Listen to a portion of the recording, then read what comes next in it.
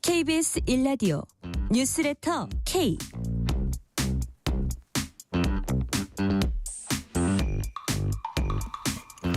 안녕하세요. 뉴스레터 K 진행하는 전종철입니다.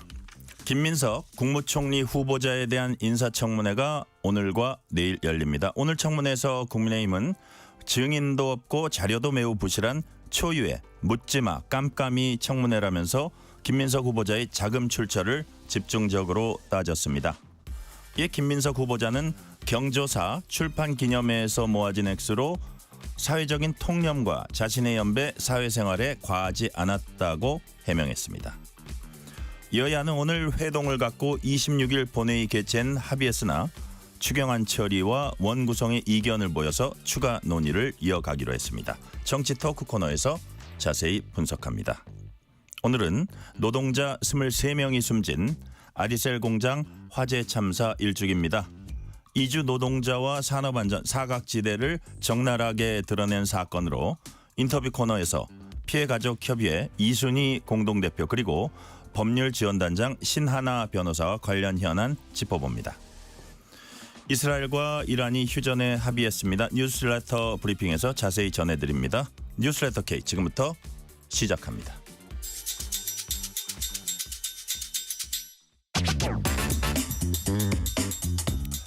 뉴스레터 K 정치 토크 신현영 전 민주당 의원 강전의 국민의힘 대변인 나오셨습니다. 어서 오세요. 안녕하세요. 안녕하세요.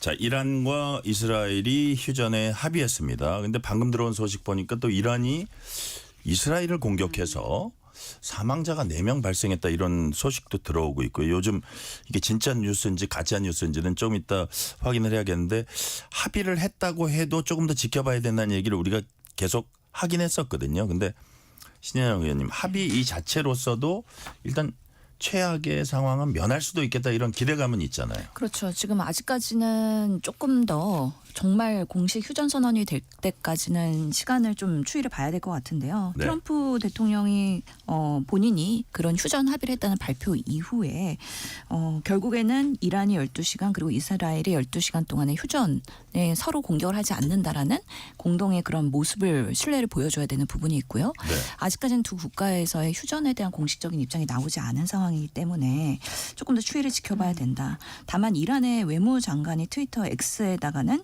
현재까지 휴전이나 군사작전 중단에 관한 합의는 존재하지 않는다. 이런 입장도 추가로 바뀌었기 때문에 네. 약간의 지금 텐션은 여전히 유효한 상황이다라고 되어 있습니다. 그래서 조금 더 지켜볼 필요가 있다. 근데 다만 어제도 사실 미국이 그렇게 이란 공격하고 주식시장이 출렁거리고 막 그랬었는데 국제 정세가 하루하루 지금 달라지고 있는 상황이거든요. 다만 정말 큰 전쟁이 일어나지 않도록 하기 위해서 빠르게 이 해소가 되는 부분들이 각국에서 입장이 나왔으면 좋겠다라는 기대감을 가지고 있습니다. 네. 그렇죠. 우리 오늘 코스피가 자, 막 강전의 대변인 코스피 오늘 엄청 올랐어요. 네, 3,100 뭐 이 정도까지 네. 올라갔고는 이게 이재명 대통령이 취임을 하고 뭐 이재명 랠리라고도 이야기를 하면서 3,000선은 넘었다가 또 이란 이스라엘의 이 상황 때문에 다시 조금 떨어졌다가 오늘은 또 불붙었는데 그런데 이게 트럼프가 휴전에 합의했다 이렇게 먼저 발표를 했고 또 이란 TV에서도 휴전이라고 표현을 했거든요. 네. 다만 이제 하메네이 그 이란 최고 지도자는 X에 그 옛날 트위터 여기에 성적이 불타는 사진 올리면서 항복하지 않았다 뭐 이런 이야기들을 하고 있어서 상황은 조금 지켜봐야겠습니다만 그래도 얼마 전까지 있었던 이 다급했던 상황들은 조금은 정리되고 있는 것이 아닌가라는 생각이 들고 네. 이 부분에서 조금 아쉬운 거는 이재명 대통령이 나토에 참석하지 않겠다라고 밝힌 것이 결과적으로는 이 중동 사태를 좀 추이를 지켜봐야 된다라는 이유가 있었는데 네. 그게 조금 아쉽게 됐다라고도 생각합니다. 네. 자, 오늘 3,100선 돌파. 이게 이제 뭐 이란 이스라엘 뭐 휴전 합의 이것도 영향을 끼쳤고 이른바 이재명 랠리 네. 이런 뭐 허니문 랠리 뭐 이런 것들과도 관련이 있는 것 같고 거기에 대한 기대감도 분명히 있는 것 같습니다. 이재명 대통령은 대선 때 코스피 5,000시대 공약을 내놓은 적이 있습니다.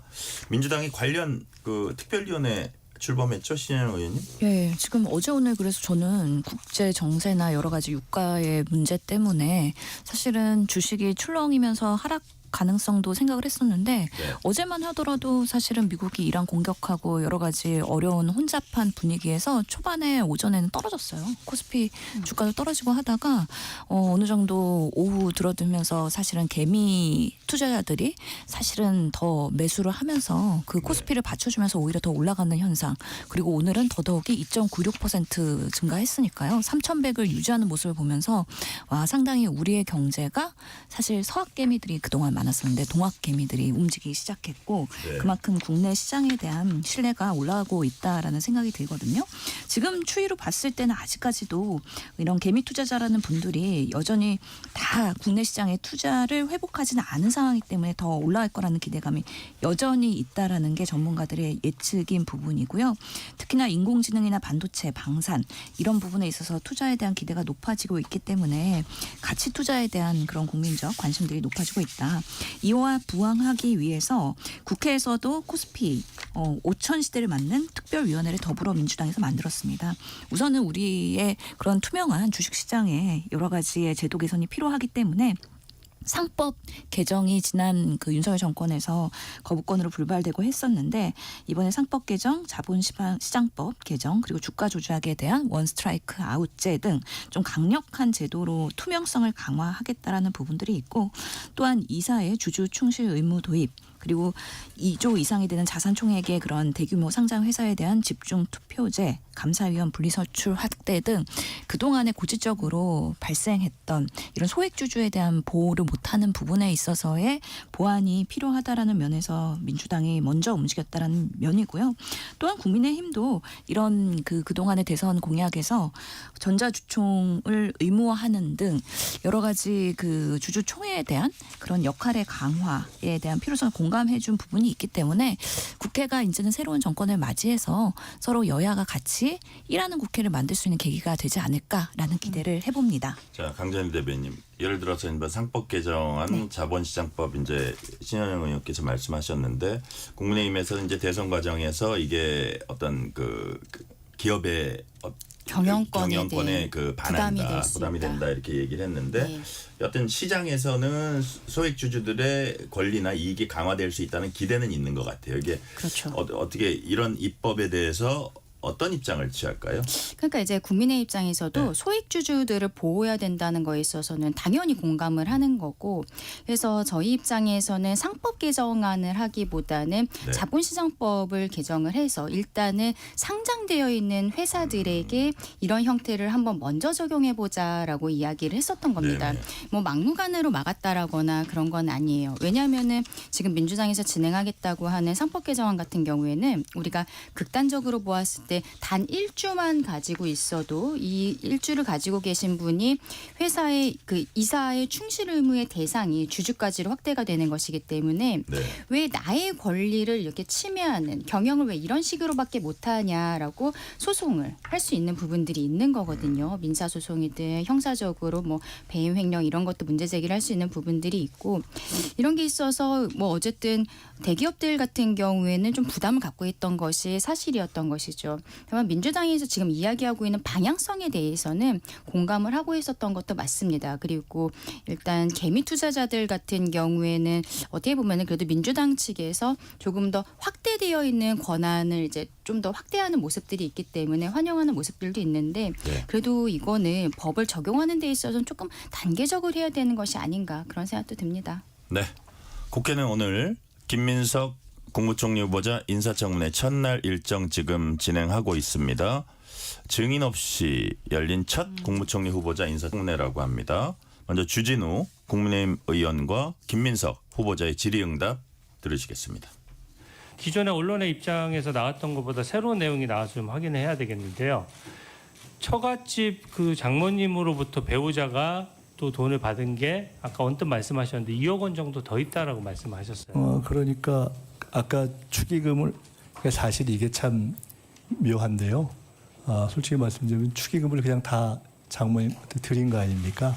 근데 나중에 보니까 제가 아시다시피 추징금 내고 이러면서 저희 아내는 생활을 하면서 생활비에 굉장히 어려움을 겪었고 그래서 생활비로 한 뭐 혹은 뭐 200, 300 이런 식으로 이렇게 받은 것이 제법 되는 것 같은데 그래서 그 축의금을 그냥 여기서 갔습니다만 그건 상관없이 드린 거니까 거의 다 포함하면 그렇게 해서 받은 게 2억 이상이 되는 것 같습니다. 2억 이상 된다고? 네.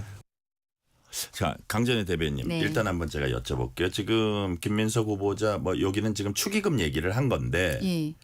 그래서 축의금이 얼마라는 얘기는 안 했습니다. 근데 네, 아유 뭐 맞습니다. 축의금 그냥 장모님한테 드리고 근데 와이프가 생활을 꾸리다 보니까 워낙 뭐 생활이 이제 어려우니까 좀 200, 300씩 받아가지고 뭐 한 2억쯤 됐다는 얘기도 한 것 같아요. 그래서 어떤 뭐 축의금이 얼마라고 하진 않았지만 거기서 받아 쓴 돈 2억. 그 다음에 나중에 다른 그 의원 질문에 뭐라고 대답하냐면 첫 출판 기념에 1억 5천, 두 번째 출판 기념에 1억. 뭐 이런 식으로 하면 한 5, 6억이 대충 채워집니다. 그렇죠. 자, 이런 대답은 어떻게 보세요? 자료를 제출했었어야 됐는데 그렇게 하지 못한 부분이 굉장히 아쉽죠. 처음에 김민석 후보자의 재산과 관련해서 이게 어떻게 수입보다 지출이 더 많은 것인가 우리가 그냥 표로만 봐도 너무 명확했었잖아요. 그랬더니 처음에는 본인 SNS에 한 일요일 정도까지 국민들께서 납득하실 수 있도록 해명을 올리겠다라고 했는데 거기에는 뭐 중과세 자료라든지 이 정도만 올렸습니다. 국민들은 그게 아니라 소득이 어디서 나왔는지 지금 드러나고 있는 국회의원 세비 이외에 어디에서 도대체 소득이 나온 것인지 궁금해하셨었거든요. 그랬더니 그때는 뭐 기타 소득이 있었다라고 하면서 뭐 강연이라든지 이런 이야기를 하다가 하나씩 확대가 돼가는 거예요.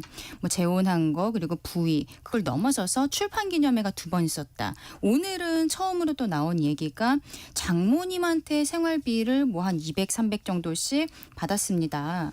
이런 이야기들을 하는데 이거는 이 러프한 숫자를 맞추기 위해서 자료를 제출을 할 수가 없으니까 청문회에 와서 그냥 이렇게 말로만 하는 것이 아닌가라고 생각할 수밖에 없는 것이죠. 그러면은 뭐 적어도 장모님한테 받았었던 거에 입금 내역이라든지 현금을 받은 것에 있어서 장모님한테 적어도 확인서 같은 걸 받아온다라든지 좀 이런 노력이라도 있어야 되는데 그냥 앞에서 말로만 정리하는 이런 모습이 아무리 이번 그 청문회가 민주당이 그냥 일방적으로 통과를 시킬 수 있다라고 하더라도 국민들께서 가지고 계신 의구심에 대해서 너무 무심한 것이 아닌가 이렇게 생각이 듭니다. 자, 신현영 의원께 이렇게 질문 드릴게요. 물론 뭐 비는 돈 5, 6억에 대해서는 그런 식으로 하면 5, 6억이 대충 이제 얘기는 됩니다. 그래서 5, 6억이 채워졌구나 할 수 있는데 예를 들어서 김민석 후보자가 불법 정치자금 사건 2번 있었고 그 이후에도 똑같은 사람한테 돈을 빌리고 오랫동안 안 갚은 게 있었고 모친 빌라의 이상한 전세 계약에 그게 과연 돈의 입출금이 어떻게 됐냐를 요구한 그런 요구가 있었고 그래서 아들 유아가 어떻게 했냐 그랬더니 전처가 있다를 그럼 그 자료라도 달라 그랬고 그런 것들이 하나도 없는 상태에서 이 5, 6억 비는 건 이거다 하고 이렇게 넘어가려 그러는구나. 국민의힘은 그렇게 보거든요. 그러니까 그 전 단계가 없었으면 아이고 뭐 어떡하겠어 하겠는데 그 전 단계가 있다 보니까 이게 다 얽혀 있는 것 같아요. 그래서 오늘이 첫날이기 때문에 아직 지금 오후에 청문회 진행되면서 그리고 내일까지 한번 그런 부분에 있어서 소명이 추가적으로 어떻게 되는지 좀 지켜볼 필요는 있다라고 생각이 들고요.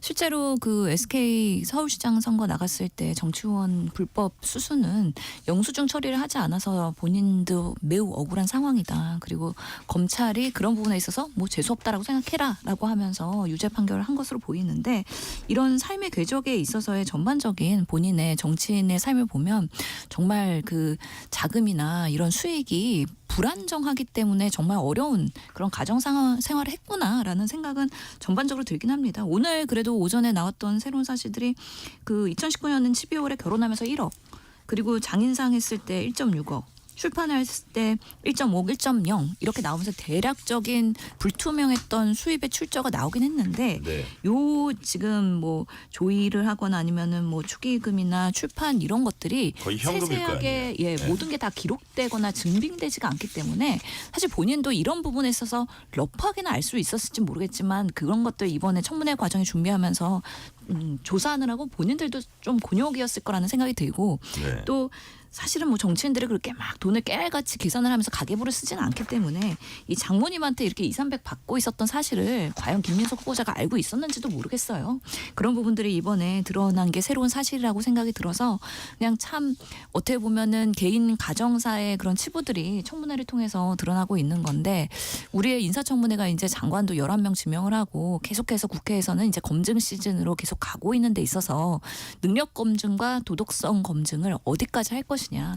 결국에는 검증하다 보면은 다 망신주기랑 가족 신상 털기로 가거든요. 그래서 오늘 청문회에서도 보면은 뭐 전부인의 출입국 기록을 내놔라 아니면은 아들의 그 외국 대학에서의 성적표를 내놔라 이런 요구까지 오니까 사실 요구 대비해서 제출 비율이 매우 낮다는 거잖아요. 그러면 요구를 얼마나 야당 의원님들께서 정당하게 했느냐 그 부분도 따지고 그리고 얼마나 성실껏 소명을 했느냐 그 부분도 같이 따져봐야 된다라는 생각이 들어서 이 청문회에서의 앞으로의 그런 시스템의 개편도 여야가 같이 논의해야 된다. 왜냐하면 지금은 민주당이 여당인데요. 또 언젠가 국민의힘이 또 여당이 될 수도 있습니다. 그래서 이런 부분에 있어서 정말 좋은 사람들이 공제에서 일할 수 있는 시스템으로 만들려면 우리 국회가 어떤 역할을 해야 되는가 같이 고민했으면 좋겠다라는 말씀도 드립니다. 거듭된 국민의힘의 자료 제출 요구에 김 후보자는 그동안 청문회 관례와 규정이 따랐다 이런 얘기를 하면서 과거 한덕수 황교안 총리 후보자 때도 과도한 사생활 침해하는 그런 그 자료 제공에는 공개하지 않았다 이랬거든요. 맞습니다. 그 말씀하시는 네, 거를 강재현 저도 봤는데 지금 상황에 있어서 그 지금 김민석 후보자는 조금 더 많이 다른 상황이에요. 과거에 본인이 대법원에서까지 유죄 확정받았던 과정에서 본인에게 돈을 줬었던 사람, 이 사람과 지금까지도 그 사람의 오피스텔에 주소지를 놓을 만큼 거기서 뭐 우편물을 받으려고 주소지를 놨었던 거다. 실제 거주한 건 아니다. 이렇게도 이야기를 하더라고요. 그만큼 본인의 어떠한 유죄 판결에 대해서 무심하다라고 해야 될까요? 이 도덕성 검증에 대해서 지금 민주당은 인사청문회 법을 개정해서 이 부분은 뭐 아예 비공개를 하거나 뭐 이런 식으로 추진을 하겠다고 하는데 그동안의 모든 것들 뭐 이재명 대통령의 사법 리스크에 대한 부분이라든지 여러 가지를 다 민주당은 법안으로서 처리를 하면서 법 만능주의 사상을 지금 만들고 있다라고 저는 생각을 합니다.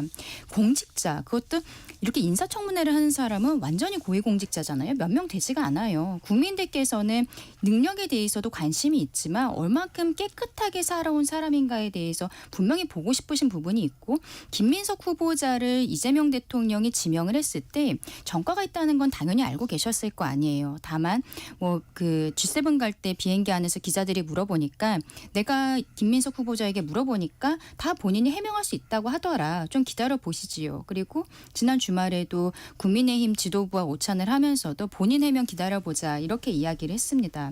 그러면은 지금까지 이렇게 나온 것들이 김민석 후보자는 억울하다라는 형태로 이야기하지만 김민석의 전과가 있었기 때문에 국민들께서 조금 더 확실하게 이게 밝혀져야 되는 것이 아니냐고 생각하시는 거고 그리고 그 과정에 있어서 실제로 관련자와 계속적으로 교류를 하고 있다는 거잖아요. 근데 지금 여기에 있어서 너무 과도하다, 뭐 과거의 전례에 따른 것이다라고 이야기하는 것은 전혀 맞지 않다. 국민들을 정말 우롱하는 처사다라고 생각을 합니다. 이번에 그 김민석 후보자가 결과적으로는 가장 문제가 됐었던 재산과 관련한 것들뿐만이 아니라 칭화대 석사 논문 관련해서도 이게 입출금 기록을 그냥 공문서로서 제공을 하면 되거든요. 거기에 사생활적인 부분들이 있다면 그런 것들은 삭제를 하고 그 학교를 제약하고 있었던 시절에 중국에서의 출입국 기록만은 제출하면 됩니다. 그런데 굳이 이걸 엑셀 파일로 만들어서 제출을 하고 그리고 오늘 아까 얘기한 뭐 장모로부터 돈을 받았다거나 이런 것들도 초반부터 이야기를 했으면 되는 건데 그런 이야기들이 전혀 없이 오늘에 와서야 짠 하고 이야기하는 것 이런 것들을 도대체 누가 받아들일 수 있는 것인지 조금 아까 이제 신 의원님 말씀하신 것처럼 내일 조금 더 구체적인 이야기들이 나오지 않을까라고 저도 기대는 합니다만 다만 이것이 정말로 빈 깡통에 그 불과한 청문회가 될 것 같다라고도 생각합니다. 자, 신현영 의원님 오늘 또 이런 일이 있었어요. 그러니까 주진우 의원이 주로 민주당 의원들한테 공격을 받는데 첫 공격을 받을 때는 아니 재산 70억인 사람이 뭐 그럼 우리가 그것도 좀 알아볼까? 2억인 사람 공격하냐 이런 취지로 하다가 오늘 인사청문회에서는 박선원 의원이 어떤 분은 급성 간염으로 군대 면제받고 그런 분도 국회의원 하시는데 뭐 이렇게 얘기를 한 거예요. 그랬더니 주진우 의원이 내 병을 알고 얘기한 것 같은데 그래 나 고등학교 때부터 그거 알아서 지금도 치료받고 있다.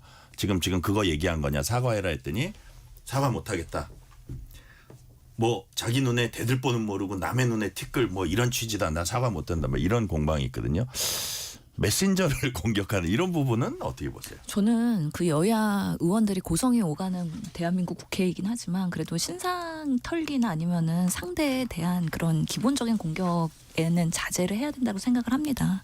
적어도 이게 감정을 가지고 여야가 싸우는 일이 아니라 정말 국정이 잘 되기 위해서 국회가 행정부를 감시하는 기능으로서 모인 여러 당의 의원님들이기 때문에 서로 존중하고 존경하는 이라는 이름을 마음에서는 우러나오지 않지만 붙이는 이유도 그럼에도 불구하고 서로를 존중하라. 왜냐하면 국민들이 뽑아준 대표이기 때문에. 내가 원하지 않는 국회의원이라 하더라도 그런 부분에 있어서의 기본적인 예의는 지켜줘야 된다고 생각을 하고요. 특히나 한덕수 총리도 예전에 그 4년간 20억의 정관 예우 문제, 회전문 인사 이런 것들 때문에 민주당에서는 사실 부적격 판정으로 잠정했다가 그래도 나름의 그런 총리 첫 번째 인준에 대해서는 좀 통과되는 방식으로 되었는데요. 그러면서 지금 이재명 정부가 처음 시작을 하고 뭐 주가도 올라가고 기분 좋게 이제 내란을 회복하고 비상계엄을 극복하는 대한민국의 출발 시점에서 좋은 총리 후보자가 역할을 할 수 있도록 꼼꼼한 검증을 해야 될 텐데 도덕성 기준을 도대체 어디까지 할 것이냐, 그럼 어디까지가 적격이고 어디까지는 부적격일 것이냐 이런 잣대가 참으로 애매하다라는 생각이 듭니다. 사실은 자료를 성실하게 내고 싶잖아요.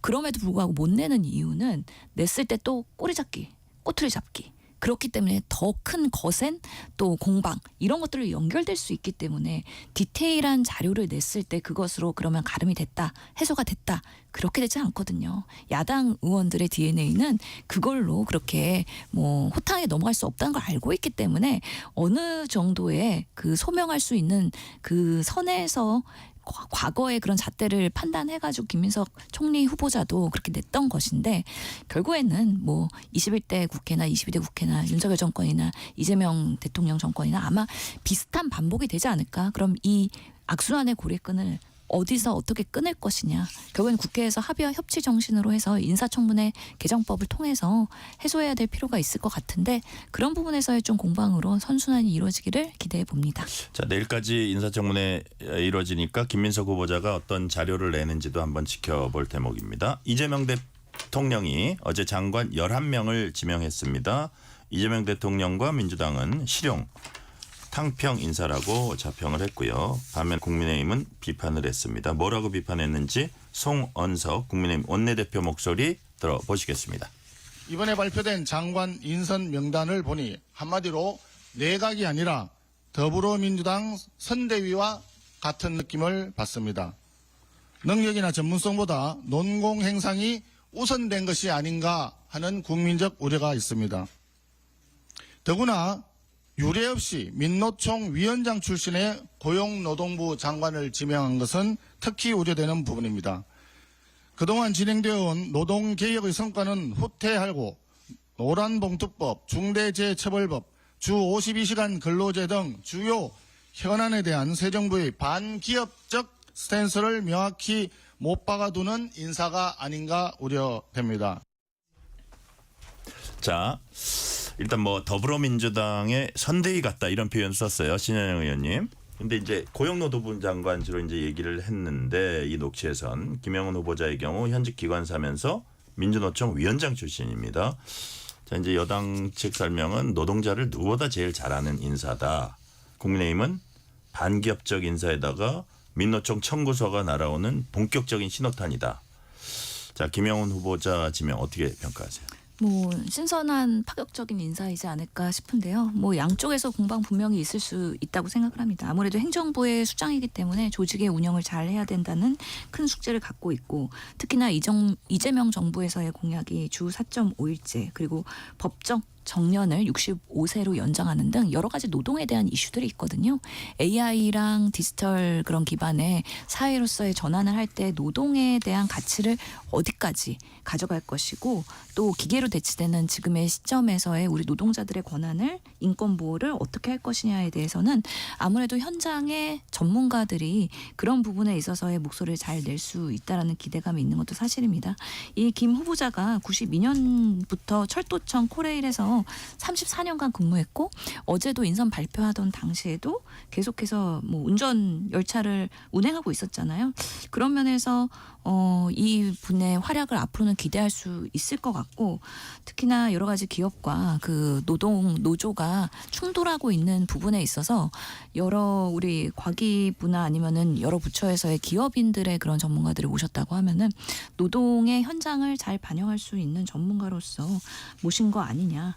또 이전에 정의당에 또 입당해서 비례대표로 2번이나 출마했던 전력이 있고 이재명 선대위에서 노동위원장 맡고 했기 때문에 그런 아무래도 정책과 그런 정치에 대한 이해가 매우 클 것이다. 앞으로의 활약을 기대해 봐야 되지 않을까 싶습니다. 자, 강전혜 대변인, 민노총 위원장의 고용노동부 장관 발탁 타격입니까? 충격입니까? 격자 돌림은? 저는 어제 너무 놀랐어요. 놀랐어요. 네, 이 명단을 보고서는 저는 처음에 가장 놀란 게 이 김영호 고용노동부 장관 지명자였었거든요. 네.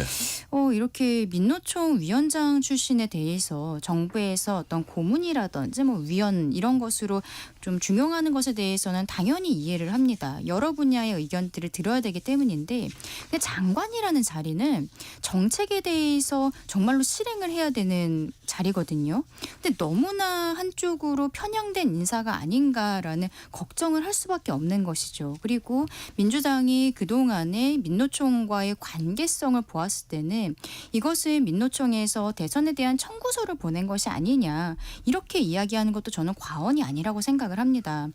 어쨌든 이재명 대통령이 생각하는 바가 있기 때문에 이러한 인사에 대해서 파격적인 이런 지명을 하게 되었다고 생각하는데 이 부분은 대통령 스스로가 조금 더 설명이 필요한 부분이 아닐까라고 생각을 하고 글쎄요. 청문회 과정에서 이분이 뭐 가지고 계신 매력들도 있겠습니다만 또 과거에 이분이 파업을 주도하면서 그 굉장히 큰 손해가 있었고 이런 사건들이 있더라고요. 여기에 대해서도 집중적으로 파고들 것으로 보이는데 조금 쉽지는 않을 것 같다라고도 생각합니다. 네, 윤석열 정부 당시 농림축산식품부 장관이었던 송미령 장관이 유임됐습니다. 신현영 의원님 놀라셨어요? 안 놀라셨어요? 이것도 좀 의외의 그런 예. 인사였다고 저는 어떻게 생각을 하는데 평가하십니까? 사실 송미령 장관이 연구위원 출신이잖아요. 그렇기 네. 때문에 정치인도 아니고 한국농촌경제연구원. 예, 그렇다고 행정의 그런 경험이 많은 분은 아닌데 윤석열 정부에서 사실 그 여러 가지 뭐 법안에 있어서는 소위 말하는 그 민주당의 법안들 양곡관리법을 포함해서 거부권 행사하는데 나름 역할을 했기 때문에 내부에서 지금 들썩들썩 시끌시끌한 것 같습니다. 그럼에도 불구하고 지금 이재명 대통령이 설명하는 또 유임했던 이유는 국무회의 해보니까 본인의 소신 그리고 본인의 실력 이런 부분에 있어서 높이 샀다는 것이잖아요. 플러스 이게 탕평 인사라는 상징성을 좀 내세우고도 싶었던 것 같아요. 그 두 가지가. 아무래도 여성이고 전문가라는 부분도 높이 산 것 같긴 한데 사실은 그때 비상계엄 이후에 송미령 국무회의 때 참석하고 나서 장관으로서 그날의 그 반추하는 발언을 보면은 본인이 참석을 하긴 했지만 공개적으로는 본인이 이게 비상계엄 선포 국무회의였으면 참석 안 했을 걸. 라고 고백을 하기도 했어요. 그래서 장관 된 걸 뭐 후회한다 그런 얘기도 하지 맞습니다. 않았었나요? 그래서 그죠? 저희는 그런 얘기가 점수를 받았다? 여러 그 국무위원들이 있었고 그런 추측도 가능하네요. 사실 비상계엄에 있어서의 본인들이 애매모호한 태도를 하거나 아니면은 책임 소재에서 벗어나기 위해서 그런 모습들을 보이긴 했는데 그냥 솔직한 모습이었다고 저는 봐요. 그래서 장관이긴 하지만 솔직한 그날의 심경을 이렇게 이후에 토로하는 거 보면서 국무위원 중에 일부는 정말 이용당한 거 아닌가 비상계엄 선포에 그런 생각을 하기도 했었거든요. 그런 면에서 이분이 뭐 정치에 때묻지 않은 그런 순수함이 있는 것 같다는 생각이 들었는데 들어서 아마 이재명 대통령으로서는 그 사람의 면면을 그냥 판단하고 나름의 신뢰와 기대감을 준 것 아니냐. 네. 근데 지금 오늘 우상호 정무수석이 이제 농해수위 갖고 인선 배경에 대해서 설명도 하고 그러다 보니까 내부에서는 좀 반발이 있는 거예요. 네. 그동안에 우리 21대와 윤석열 정부에서의 그 양곡관리법부터 해서의 고통을 어떻게 극복할 수 있을 것이냐. 그리고 사실 대통령이 바뀌었다고 해서 국무위원으로서의 입장이 바뀌는 것이 맞는 것이냐. 이런 부분에 있어서 논란이 있을 수 있거든요. 네네. 그래서 이런 것들을 본인이 어떻게 돌파하고 국민들한테 납득되도록 설명할 수 있는지 그건 본인이 주어진 숙제이다라고 생각합니다. 지금 신현영 의원님 말씀하신 것처럼 강재현 대변인. 자, 양곡관리법. 그러니까. 윤석열 정부 윤석열 대통령의 국정 철학에 따라서 하다가 지금 바로 이재명 대통령의 국정 철학에 따라서 거기에 맞추거든요. 그렇죠. 어떻게 평가하세요? 송민영 장관 이제 지명자도 아니죠. 그냥 장관 계속 하시는 거니까 장관도 본인이 이렇게 지명된 것에 대해서 좀 놀라셨던 것 같은데 또 그 과정에서 하시는 얘기는 이번 정부의 기조에 따라서 양곡관리법도 하겠다라는 형태로 말씀을 하시는 거예요. 굉장히 좀 의아한 거죠. 윤석열 전 대통령 때는 본인이 이것을 제2요구권을 행사한다라고 강하게 건의를 했던 것으로 알려져 있는데 이렇게 할 수 있는 것인가. 그리고 이 탕평 인사로 지금 두 분을 많이 꼽거든요. 이 송민영 장관과 권오을 지명자죠. 지금은 이제 국가보훈부 지명자인데 이 두 분이 이제 좀 비슷한 결인 것 같아요. 이분도 보수 인사였지만 이번에 대선 과정에서 이재명 당시 후보를 지지하고 그래서 이번에 입각하는 거 아니냐 계속 하마평이 있었는데 결과적으로 국가보훈부 장관으로 지금 지명이 된 상황인 거죠. 이렇게 그래서 선대위가 다시 차려진 거 아니냐라고 이야기가 나오는 게 바로 그런 부분이 아닌가 싶습니다. 그래도 그럼에도 불구하고 지금 정부가 시작하는 단계니까 저는 어쨌든 보여주기 시기라고 하더라도 이런 탕평 인사를 신경 썼다라는 것 자체는 그래도 높은 점수 주고 싶습니다. 이 시간 교통 상황 알아봅니다. 라디오 교통정보센터 김민혜 리포터 나와주세요. 네, 시각 교통 정보입니다. 퇴근 시간대를 향해 가면서 도로 이동량 빠르게 늘고 있는데요. 고속도로는 서해안고속도로 서울 쪽 서평택 분기점에서 화성휴게소까지 12km가량 더디게 지나고 있고요. 매송휴게소에서 용담터널까지는 4km 정체, 광명역에서 금천까지도 7km 어렵습니다. 당진 대전고속도로 대전 쪽은 예산 수덕 진출로 부근 1차로에서 대형 화물차 사고나 처리하고 있고요. 중부 내륙고속도로 양평 쪽 여주분기점 부근 갓길에서도 승용차 사고나 처리 중입니다. 감곡 나들목부터 여주분기점까지는 10km가량 정체도 이어지고 있고요. 또 경부고속도로 부산 쪽도 칠곡 휴게소 부근 3, 4차로에 걸쳐서 화물차 사고나 처리 중입니다. 지금까지 KBS 교통정보센터였습니다. 퇴근길 당신과 함께 있는 세상 이야기 KBS 1라디오 뉴스레터 K 문자 샵 9730 짧은 문자 50원 긴 문자 100원 어플리케이션 콩은 무료 유튜브 KBS 1라디오 계정 채팅창도 열려 있습니다. 실시간 교통 상황 살펴봤습니다. KBS 1라디오 뉴스레터 K 정치 토크 신현영 전 민주당 의원 강전의 국민의힘 대변인과 얘기 나누고 있습니다.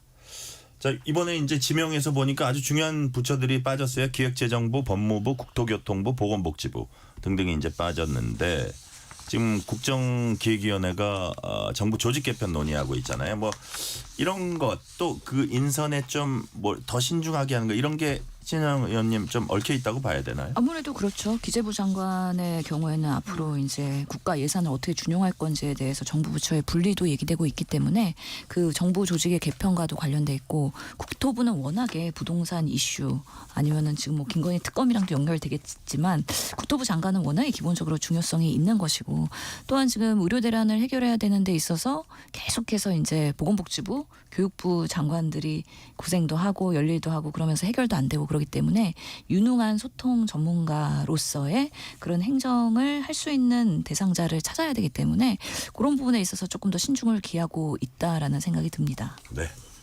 자, 강전의 대변인께 이거 한번 여쭤볼게요. 이재명 정부 청사진 그리고 있는 국정기획위원회 오늘은 공수처 기능 강화하겠다 이렇게 밝혔거든요.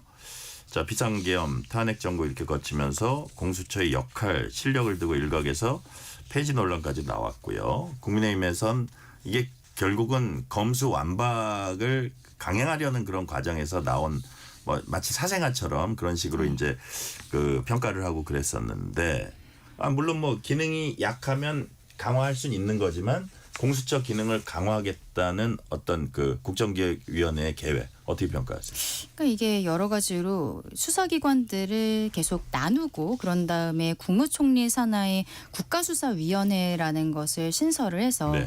거기에서 모든 수사기관을 관할도 조정하고 사건 하나하나도 국가수사위원회에서 다 들여다보겠다. 지금 이게 민주당에서 발의한 그 사법 안에 들어가 있는 모습들이거든요. 네. 그 형태로 계속 나갈지는 모르겠습니다만 방향성은 일단은 검찰에게서 지금 남아있는 수사권도 모두 박탈하는 형태로 가게는 되겠죠.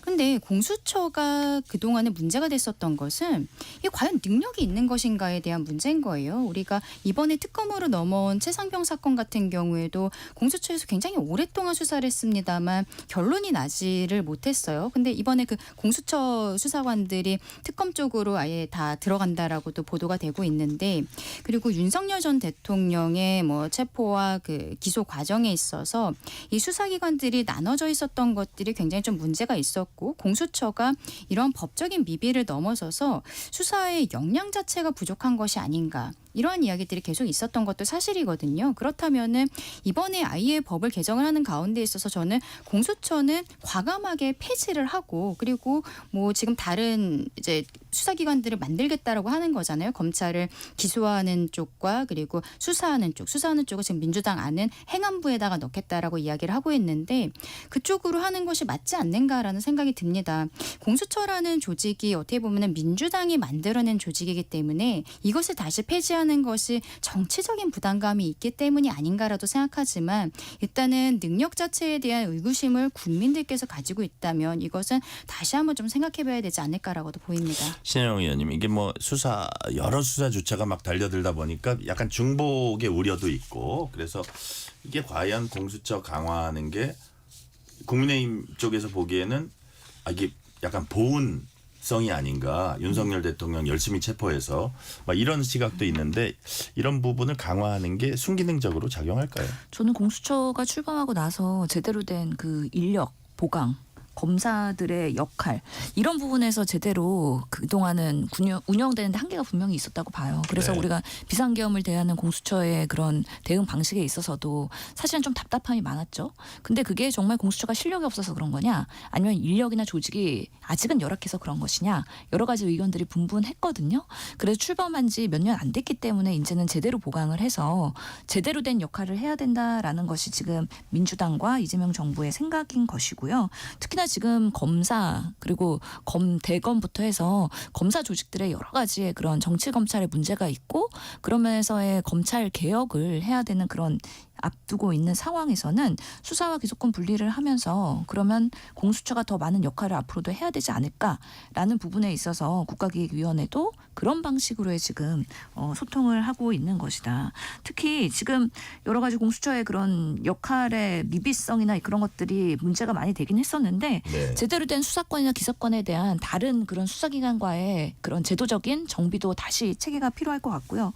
특히나 검사들이 공수처에 있으면은 임기가 3년 되면 만료되기 때문에 그동안에 윤석열 대통령이 이 임기를 다시 제거해 주지 않기 때문에 계속 검사들이 부족해서 역할 제대로 못하는 거 아니야? 이런 얘기도 있었거든요. 그렇기 때문에 그런 임기를 3년에서 7년으로 늘리는 거 수사관 임기도 뭐 폐지하고 여러 가지 좀 조정해서 공수처가 조금 더 역할을 제대로 할 수 있도록 하는데 꼭 필요하다. 그래서 요즘에 공수처가 뭐 하고 있나 하고서는 기사 검색을 해보니까 뭐 해야 될 일들이 많더라고요. 보니까 인천세관에 연루된 마약 민반입 사건에 있어서도 심우정 검찰총장도 공수처에 고발됐는데 결국에는 직권남용 그리고 외압 의혹 이런 것들도 조사를 해야 되고 또 고발사주 의혹 조성은 씨가 다시 이거 재고발했던데 공수처에서 지금 그때 22대 총선 앞두고서는 검찰이 최강욱 그리고 유시민 전 장관 이렇게 고발 사주했던 것들 이런 것들이 제대로 소명이 안 됐기 때문에 정권도 바뀌고 했으면 이제는 그 대상자가 됐던 의심자가 되는 그런 권력분들이 많이 내려왔기 때문에 제대로 된 그런 수사가 꼭 필요하다라는 생각이 들어서요. 이건 검찰 개혁과 같이 맞물려서 공수처의 기능 권한 재조정, 강화 이런 것들은 앞으로 갈 수밖에 없는 그런 뭐 상황이다라고 말씀을 드리고 싶습니다. 네, 추경과 각종 상원 구성 이런 것 좀 말씀드릴게요. 민주당이 30조 원 규모 추경 6월 국회에서 처리해야 한다 연일 강조하고 있습니다. 김병기 민주당 원내대표 목소리 들어보시겠습니다. 정부가 어제 30조 5천억 원 규모 민생 추경안을 국회에 제출했습니다. 이제부터 국회의 시간입니다. 6월 국회가 다음 주면 끝납니다. 민생 회복의 골든타임을 지키려면 속도가 제일 중요합니다. 국회 예결위원장 선출과 이후 추경안 심사 처리 일정을 고려할 때 이번 주에는 반드시 본회의를 열어야 합니다. 그래야 제때 민생 회복 지원금을 지급하고 국민 피부에 와닿는 효과도 볼 수 있습니다. 국민의힘에 요구합니다. 만사 제쳐놓고 민생 추경부터 처리합시다. 자, 만사 제쳐놓고 추경부터 처리합시다. 이제 그 우리 경기 진작 이게 시급하다는 거는 여야 다 이제 동의할 겁니다. 그래서 오늘 우원식 국회의장과 여야 원내대표 이제 회동했는데 일단은 시정연설 등을 위한 추경 시정연설이죠. 국회 본회의 26일에 열기로 일단 합의는 했습니다. 근데 그럼에도 불구하고 물론 예를 들어서 뭐 원 구성이라든지 이런 부분 물론 추경의 내용에 대해서도 그 야당이 얘기는 하고 있지만 그 간극이 뭐 커 보이지는 않는데 그 신현영 의원님 원 구성과 이렇게 결부됐을 때 추경부터 먼저 해야 된다 이렇게 보시는 거죠? 지금 이게 상임위 위원장 배분이나 아니면 이 선임에 대해서는 워낙에 여야가 치열하게 양보 안 할 거란 말이죠. 네. 그런 면에서 조금 더 그 합의나 협의 소통의 시간이 필요할 것 같다. 예결위원장 먼저 뽑고 그러면 예, 왜냐하면 추경을 해야 되기 때문에 예. 추경도 지금의 사실 마중물 역할로서는 이왕이면 빠르게 해야 된다라는 것들이 많은 전문가들의 현장에서의 목소리이기 때문에 네. 합의되는 부분부터 국회가 일하는 효능감을 보일 필요가 있다라는 것이죠. 그래서 지금 26일 본회의 얘기가 됐고 또 오늘 또 5시에 모여가지고 다시 추가 본회의를 잡는다는 거 아니겠습니까? 그래서 뭐 27일이나 아니면 추가적으로 또 날짜를 해서 추경 예산안에 대한 것 예결위 위원장 선임의 건 그리고 예결위가 이제 돌아가면서 정부 부처에서 같이 이 추경을 어떻게 디테일을 완성할 것인가에 대한 논의를 국회랑 같이 해야 되는 부분도 있고요. 네. 또 국무총리 지금 인사청문회가 내일까지 되고 있기 때문에 이 총리 인준에 대한 건들도 있습니다. 그래서 여러 가지 해야 될 국회에 정말 시간이기 때문에 그런 부분에서의 효용감 보이는 게 매우 중요하다라고 생각을 합니다. 자 일단 민생 추경 뭐 이게 빨리 처리하면 좋을 것 같다는 생각은 뭐 여야가 할 것 같고요. 강재희 대변인. 근데 예를 들어서 총리 인준이 있고 네. 그다음에 뭐 법사위원장을 포함한 원구성이 있고 국민의힘 속내는 복잡할 것 같아요. 그렇죠. 그리고 사실 어떻게 보면은 민주당이 국민의힘을 어떠한 정책이라든지 이런 상황의 파트너로서 보고 있는지도 살짝 의문이 드는 것도 사실입니다. 오늘 지금 김민석 총리 후보자 청문회만 하더라도 아무런 자료도 아무런이라고 표현하는 거 제가 좀 과장을 한 것이고 지금 구체적인 자료들이 저희들이 보기에는 부족하다라고 말씀을 드리는 것들이 있는데 결국에는 민주당에서 단독으로 총리 인준도 다 될 수 있는 거잖아요. 그리고 원구성에 대해서도 법사위원장을 민주당도 야당이었을 때는 야당이 법사위원장 가져가야 된다고 분명히 이야기를 했었어요. 그리고 국회 관행이라는 게 있었습니다. 법과 규정이라는 것도 있지만 그것을 넘어서서 국회에서는 1당에서 국회의장을 가져가고 2당에서 법사위원장 가져가는 게 그동안의 아름다운 관행이었는데 22대 국회 하면서 정말로 거대 당시엔 야당이었죠. 거대 야당이 모든 것을 가져가는 이런 모습들이 있었다는 거예요. 이재명 대통령이 되면서 협치하겠다, 소통하겠다 이걸 굉장히 강조하고 있어요. 그러면은 여기에 있어서 정말 서로 간의 신뢰를 회복하고 한 걸음씩 나아가면서 조금씩 서로 주고받는 모습들이 있어야 되는 것이 아닌가라는 생각들이 드는데 지금 민주당은 국민의힘이 만약에 법사위원장을 가져간다면 본인들이 정책적인 드라이브를 법으로서 걸 때 이게 그 법안들을 일일이 다 막는 것이 아니냐. 그러니까 신뢰가 회복되지 않았기 때문에 줄 수 없다라는 이야기를 하고 있거든요. 그게 아쉬운 부분이 지난 주말에 대통령과 국민의힘 지도부 같이 오찬을 했을 때 저희 당에서는 대통령에게 법사위원장에 대한 이야기들도 했습니다. 뭐 김민석 후보자에 대한 이야기도 했습니다만 그때 민주당에서는 번지수가 잘못된 거 아니냐. 왜 대통령에게 지금 국회에 대한 이야기들을 하는 거냐라고 얘기하지만 지금 민주당의 상황을 살펴보면은 지금 당대표는 없잖아요. 없고 원내대표가 당대표 권한대행을 하는데 김병기 원내대표가 본인 원내대표 될 때 20% 권리당원들이 있었기 때문에 법사위원장 주지 않겠다고 얘기한 게 공약처럼 되어버렸거든요. 그러면 지금 이거를 번복할 수가 없어요. 여야 협의한다고 해도. 그러면 이때 대통령이 오찬 자리에서 법사위원장 줘라. 이렇게 얘기하는 게 아니라 협치라는 것에 대해서 여당에서도 조금 더 관심을 가져줬으면 좋겠다. 좀 이 정도의 워딩이 나왔으면 좋지 않았을까라는 생각이 드는 거죠. 그러면 김병기 원내대표가 좀 고민해 볼 수 있다. 그렇죠. 그러면은 서로 간에 좀 대화의 물꼬가 트일 수 있을 거라고 생각하는데 저는 지금 김병기 원내대표의 입장도 어느 정도는 이해가 된다라고 보이는 거예요. 근데 이재명 대통령도 그날 이거 뭐 국회에서 처리할 일이다라는 형태로만 넘어갔기 때문에 아쉬움이 있다. 결국에는 민주당 측에서 지금 다 가지고 있는 게 민주당이기 때문에 민주당에서 한 발 양보하는 모습 보여야 된다. 그리고 그거를 국민들께서도 기다리고 계시지 않을까라고도 생각합니다. 네, 신현영 의원님 말씀해 주세요. 그러니까 그 21대 때요. 그래가지고 총선에서 민주당이 180석을 하고 나서 그 상임위원장 배분을 갖고서는 초기에 엄청 싸우다가 결국에는 그때 독재 프레임 씌운다고 우리가 18개 상임위원장 다 맡았던 째가 있잖아요. 예. 그러다가 어느 정도의 소통이 되면서 이제 배분을 하기 시작했는데 그러면서 법사위원장이 김도읍 의원으로 넘어갔었어요. 그 당시에 법사위가 거의 안 열렸다. 네네. 그래서 결국에는 정부가 해야 되는 일들, 법사위가 법안을 통과시키는 방식으로 제도 개선이 부응해야지 성과를 낼 수가 있는데 지금의 법사위는 옥상옥이죠. 모든 상임위의 가장 왕 중의 왕이기 때문에 다 거기서 붙잡고 제2소위로 가거나 아니면 열지 않거나 이런 방식으로의 국회의 기능을 마비시킬 수 있는 게 또 법사위거든요.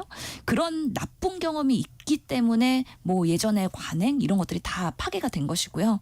지금으로서는 국민들께서 압도적으로 그래도 민주당을 총선에서는 그리고 대선에서는 이재명 대통령을 찍었을 때는 대한민국의 위기 극복을 위해서 제대로 한번 해봐라 라는 그런 기회이기 때문에 그런 기회를 우리가 성과를 내고 실용주의로 가면서 국민들을 위한 민생의 그런 좋은 결과를 낼 때는 법사위원장은 꼭 필요하다. 그런 면에서 이거는 사수할 수밖에 없다라는 절박한 마음을 갖고 있고 나머지 이제 상임위원장의 배분에 대해서는 아마 원내에서의 그런 원칙이 있기 때문에 소통을 하면 되는 부분이고 그래도 이재명 대통령 되고선 벌써 김용태 비대위원장은요 밥 2번이나 먹었습니다. 그런 정권이 어디 있습니까? 그러면서 상당히 야당을 존중하고 있고 뭐 정무수석이나 비서실장도 계속 야당 찾아가면서 소통하고 있고 그러면서 지금 국민의힘은 야당으로서는 나름 대우받고 있다. 그렇기 때문에 조금 더 줄 거 주고 받을 거 받고 하는 그런 소통의 장이 다시 회복되기를 바라는 22대 국회 기대하겠습니다. 자, 근데 이제 법사위원장마저 없으면 과연 국민의힘이 국회에서 할 수 있는 게 뭐가 있지 이런 그 근본적인 문제는 있는 것 같아요. 그래서 그런 부분들은 한번 좀 계속 지켜볼 대목인 것 같고요. 지금 방금 밥 2번 먹은 김용태 비대위원장 얘기 한번 해볼게요. 지난 주말에 이재명 대통령과 여야 지도부 오찬에서 김용태 비대위원장이 어쩌면 이제 돌직구라고 할 수 있는 걸 날렸습니다. 대통령에게 임기 끝나면 재판받을 것을 약속해달라 요구했는데 당대표 출마 선언한 정청래 의원이 SNS에 무례하기 짝이 없다 적었더니 김용태 비대위원장이 다시 또 응답을 했습니다. 국민에 대한 최소한의 도리다. 임기 후 재판을 받겠다고 약속드리는 것이 필요하다.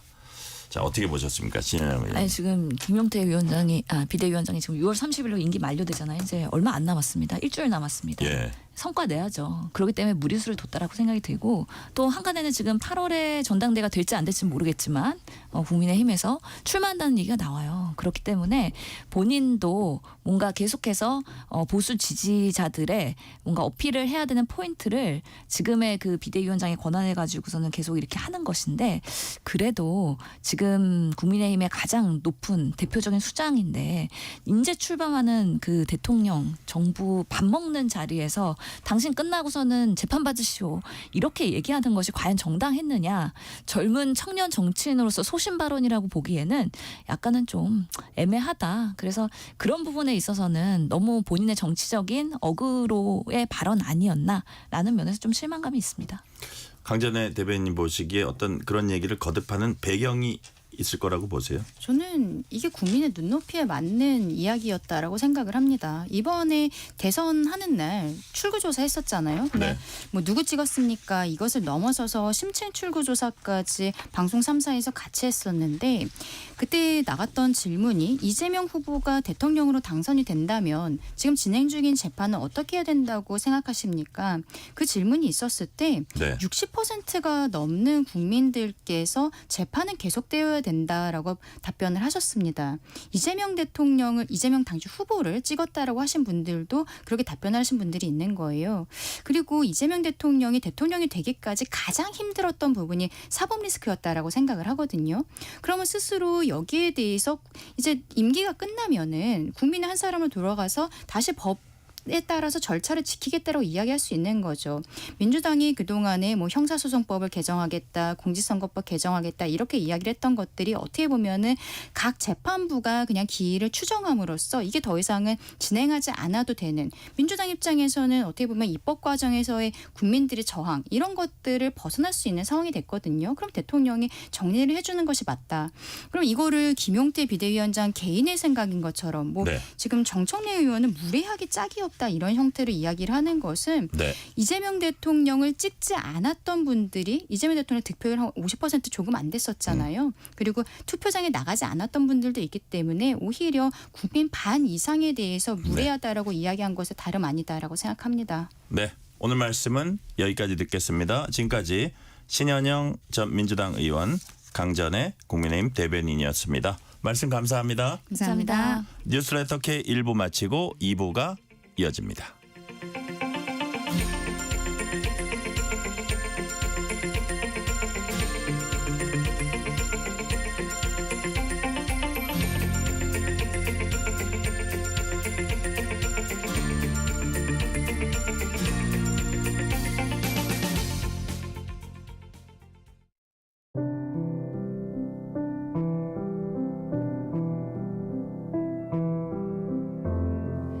KBS 라디오 연중기획 희망충전 대한민국 644번째 이야기. 안녕하세요. 아나운서 유지원입니다. 8살 경은이가 세상에서 가장 사랑하는 사람은 바로 엄마입니다. 오늘도 두 손을 꼭 잡고 병원을 찾은 두 사람. 5살 무렵 알 수 없는 고열로 여러 병원을 전전한 끝에 유전성 췌장염 진단을 받은 경은이. 췌장암이었던 아빠의 영향으로 인해 경은이의 힘겨운 투병도 3년째 이어지고 있는데요. 일주일간 물 한 모금 먹지 못한 채 약물 치료를 견뎌야 하지만 그 와중에도 경은이는 아픈 엄마의 몸 상태를 살피느라 여념이 없습니다. 수시로 혈관에 염증이 생기는 베체트병을 앓고 있는 엄마가 혹시나 재발하진 않을까 걱정스러운 경은이. 부쩍 수척해진 엄마의 모습에 오늘도 작은 두 손을 모아 기도를 합니다. 엄마와 오래오래 건강하고 행복하게 살고 싶다는 경은이의 소원이 이루어질 수 있도록 여러분의 진심 어린 응원을 보내주세요. 여러분의 따뜻한 손길이 희망의 빛이 됩니다. ARS 060-700-1580 060-700-1580 한 통화 3,000원으로 희망을 선물해 주세요. KBS 라디오 연중기획 희망충전 대한민국은 초록우산 어린이재단, 인탑스 주식회사, 그리고 청취자 여러분과 함께합니다. ARS 060-700-1580 한 통화 3,000원입니다.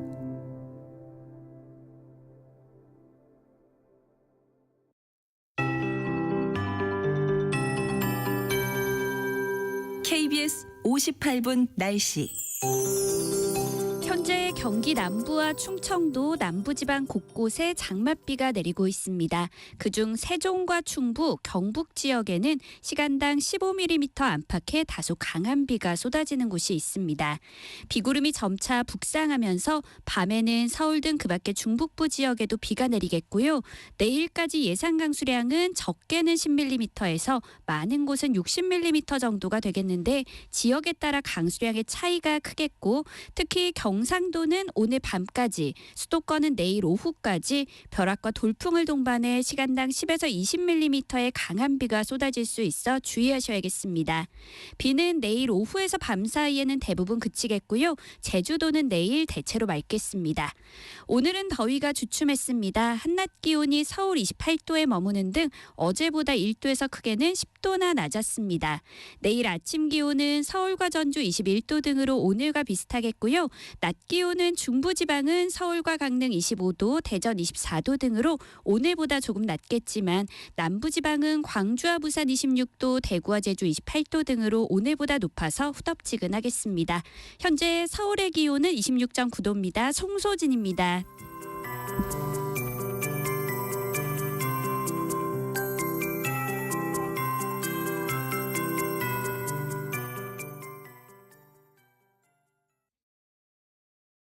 정성을 다하는 국민의 방송 KBS가 6시를 알려드립니다. AM 711kHz, FM 97.3MHz, KBS 1라디오입니다. HLKA.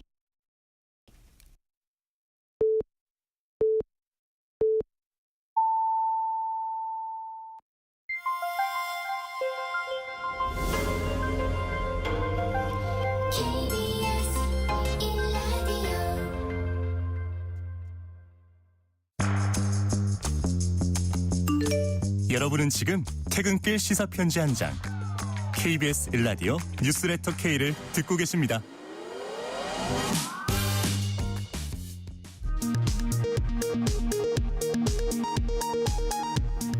이 시각 라디오 정보센터 뉴스입니다. 김민석 국무총리 후보자 인사청문회 첫날인 오늘 여야는 김 후보자의 부채 상환과 자료 제출 문제 등을 놓고 거센 공방을 벌였습니다. 김 후보자는 부채 상환 과정에 문제가 없었다면서 과거 한덕수, 황교안 총리도 과도한 사생활 침해일 경우 자료 제공에 동의하지 않았다고 밝혔습니다.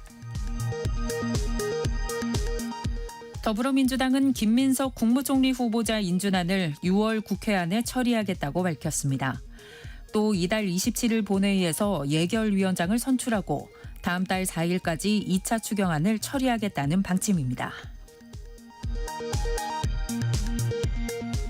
내란 특검팀이 김용현 전 국방부 장관 구속신문을 하루 앞두고 증거인멸 우려 취지의 추가 의견서를 법원에 제출했습니다. 순직해병 특검팀은 오동훈 공수처장을 만나 수사 인력 파견을 요청했습니다. 공수처가 인천 세관이 연루된 마약 밀반입 사건 수사 외압 의혹과 관련해 직권남용 등 혐의로 고발된 심우정 검찰총장 사건을 수사부서에 배당했습니다. 숙명여자대학교가 김건희 여사의 석사학위 취소를 결정한 데 이어 국민대학교도 김 여사의 박사학위 취소 절차에 착수했습니다. 지금까지 라디오 정보센터 뉴스 편유희였습니다.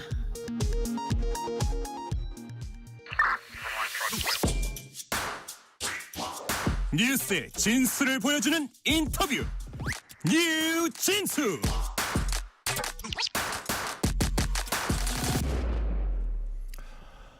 오늘로부터 딱 1년 전입니다. 지난해 6월 24일 경기도 화성시 아리셀 공장에서 리튬 전지 폭발로 인한 화재로 근로자 23명이 목숨을 잃었습니다. 또 9명이 다쳤습니다. 단일 공장에서 일어난 화재 중 가장 큰 규모의 희생을 낸 참사였습니다. 오늘은 참사 1주기를 맞아 아리셀 참사가 남긴 과제를 자세히 짚어보겠습니다. 먼저 피해 가족협의회 공동대표 이순희님 전화 연결해 보겠습니다. 이순희 대표님 안녕하세요. 네, 안녕하세요. 자, 인터뷰 응해 주셔서 감사드리고요. 진심으로 애도하는 마음 전해드립니다. 지금 이 대표님 추모제 현장에 계세요? 오전에 11시에 시작해서요. 네. 한 12시 반 정도에 끝났습니다. 그렇군요. 그럼 오늘 추모제가 열렸던 그것 분위기 어땠는지 또 어떻게 진행됐는지 조금 소개를 해 주실래요? 너무 슬프죠. 네. 울음소리밖에 들리지 않고 모두 가족들이 그냥 집에서 그냥 가만히 울던 게 오늘은 네. 현장에 가서 진짜 멍 놓아 울고 진짜 현실을 받아들일 수 없이 그냥 지금 지내왔던 것 같아요. 네. 그렇군요. 너무나 그래도 많은 연대해주는 분들이 오셔서 예, 참여가 많았습니다. 그래도. 그렇군요.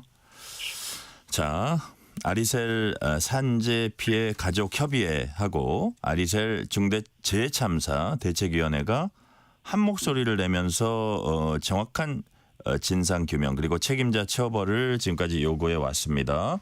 자, 가족 협의회와 대책위원회가 함께 행동하기로 결심하신 계기가 무엇인지 또 여기 어떤 분들이 함께하고 계신 좀 소개를 해주세요. 네. 처음에는 저희 유가족들이 다 외국인이라서 진짜 뭘 해야 되는지도 몰랐어요. 네. 이런 참사는 또 처음이지 않습니까? 네네. 그래서 갈팡질팡 하는데 지푸라기도 잡는다는 심정으로 있었는데 연대해 주시고 찾아신 분들로 대책위원회가 모여졌고요. 네. 거기에 유가족들이 참여를 위해서 저도 대표로 하겠다고 나섰습니다. 왜냐하면은 많은 유가족들이 중국에서 들어오시다나니 네. 한국어가 너무 서툴렀고요. 듣지 못하는 분도 많이 계셨습니다. 그래서 중국어도 하고 한국어도 알아듣는 저희 찬선 대표하고 제가 하기로 했습니다. 그러니까요. 네. 자, 양쪽 언어를 다 하시는 분들이 또 이렇게 나서서 도와주시는 거고 네, 지금 말씀하신 대로 피해자 대부분이 외국인 근로자고 또 말씀하신 대로 외국인 유가족들 상대적으로 이제 대응의 어려움도 크고 어떤 그 언어상의 문제도 있을 텐데 이들 소통하실 때 지금 그 가족협의회나 이런 데 말고 저 경기도 화성시나 정부 차원의 지원도 좀 있었어요? 그거는 없었어요. 없었어요? 예, 그나마 대책위원회에서 네. 경계인이 목소리 연구소 소장 박동찬 분을 모셔와가지고 저희 네. 합심해서 번역을 지원했습니다. 네, 그러셨군요. 지금은 우리 아리셀에서 비록 딸을 잃었지만 더불어 아들 하나 더 얻었다고 유가족들이 얘기하고 있어요. 박동찬 소장은 29살이거든요. 그래요. 박동찬 소장 말씀해 주셨고요. 네. 자, 그렇다면 대표님 그 네. 참사 이후에 그동안 사측은 어떻게 좀 대응을 해왔다고 보세요? 회사 측에서는 저희들이 그냥 투명인간 취급을 했습니다. 1년 내내 똑같습니다. 단 한 번도 뭐 진실된 사과가 없고요. 네. 그냥 언론에서만 뭐 머리 쳐들고 사과한다고 전 국민들만 얘기한 것 같습니다. 뭐 진정 사과받아야 할 사람은 저희 유가족인데요. 네네. 그러니까 너무 비참합니다. 그래서 어떤 게 가장 큰 문제라고 생각하세요? 그렇기 때문에. 제일 큰 문제는 뭐 진상규명이고 안전교육 안 한 거고 네. 진짜 저희는 하나같이 지금 얘기한 게 재발방지 대책을 지금 해달라. 지금 다시는 이런 두 번째 아리셀이 일어나지 않게 해달라. 그랬더니 대답이 어떤 대답이 돌아왔습니까? 무답이죠. 묵묵부답입니다. 묵묵부답이에요. 네. 자, 그러면 유가족들 입장에서는 좀 약간 분노하게 되는 그런 상황도 있다. 그런 말씀이시죠? 엄청 분노하죠.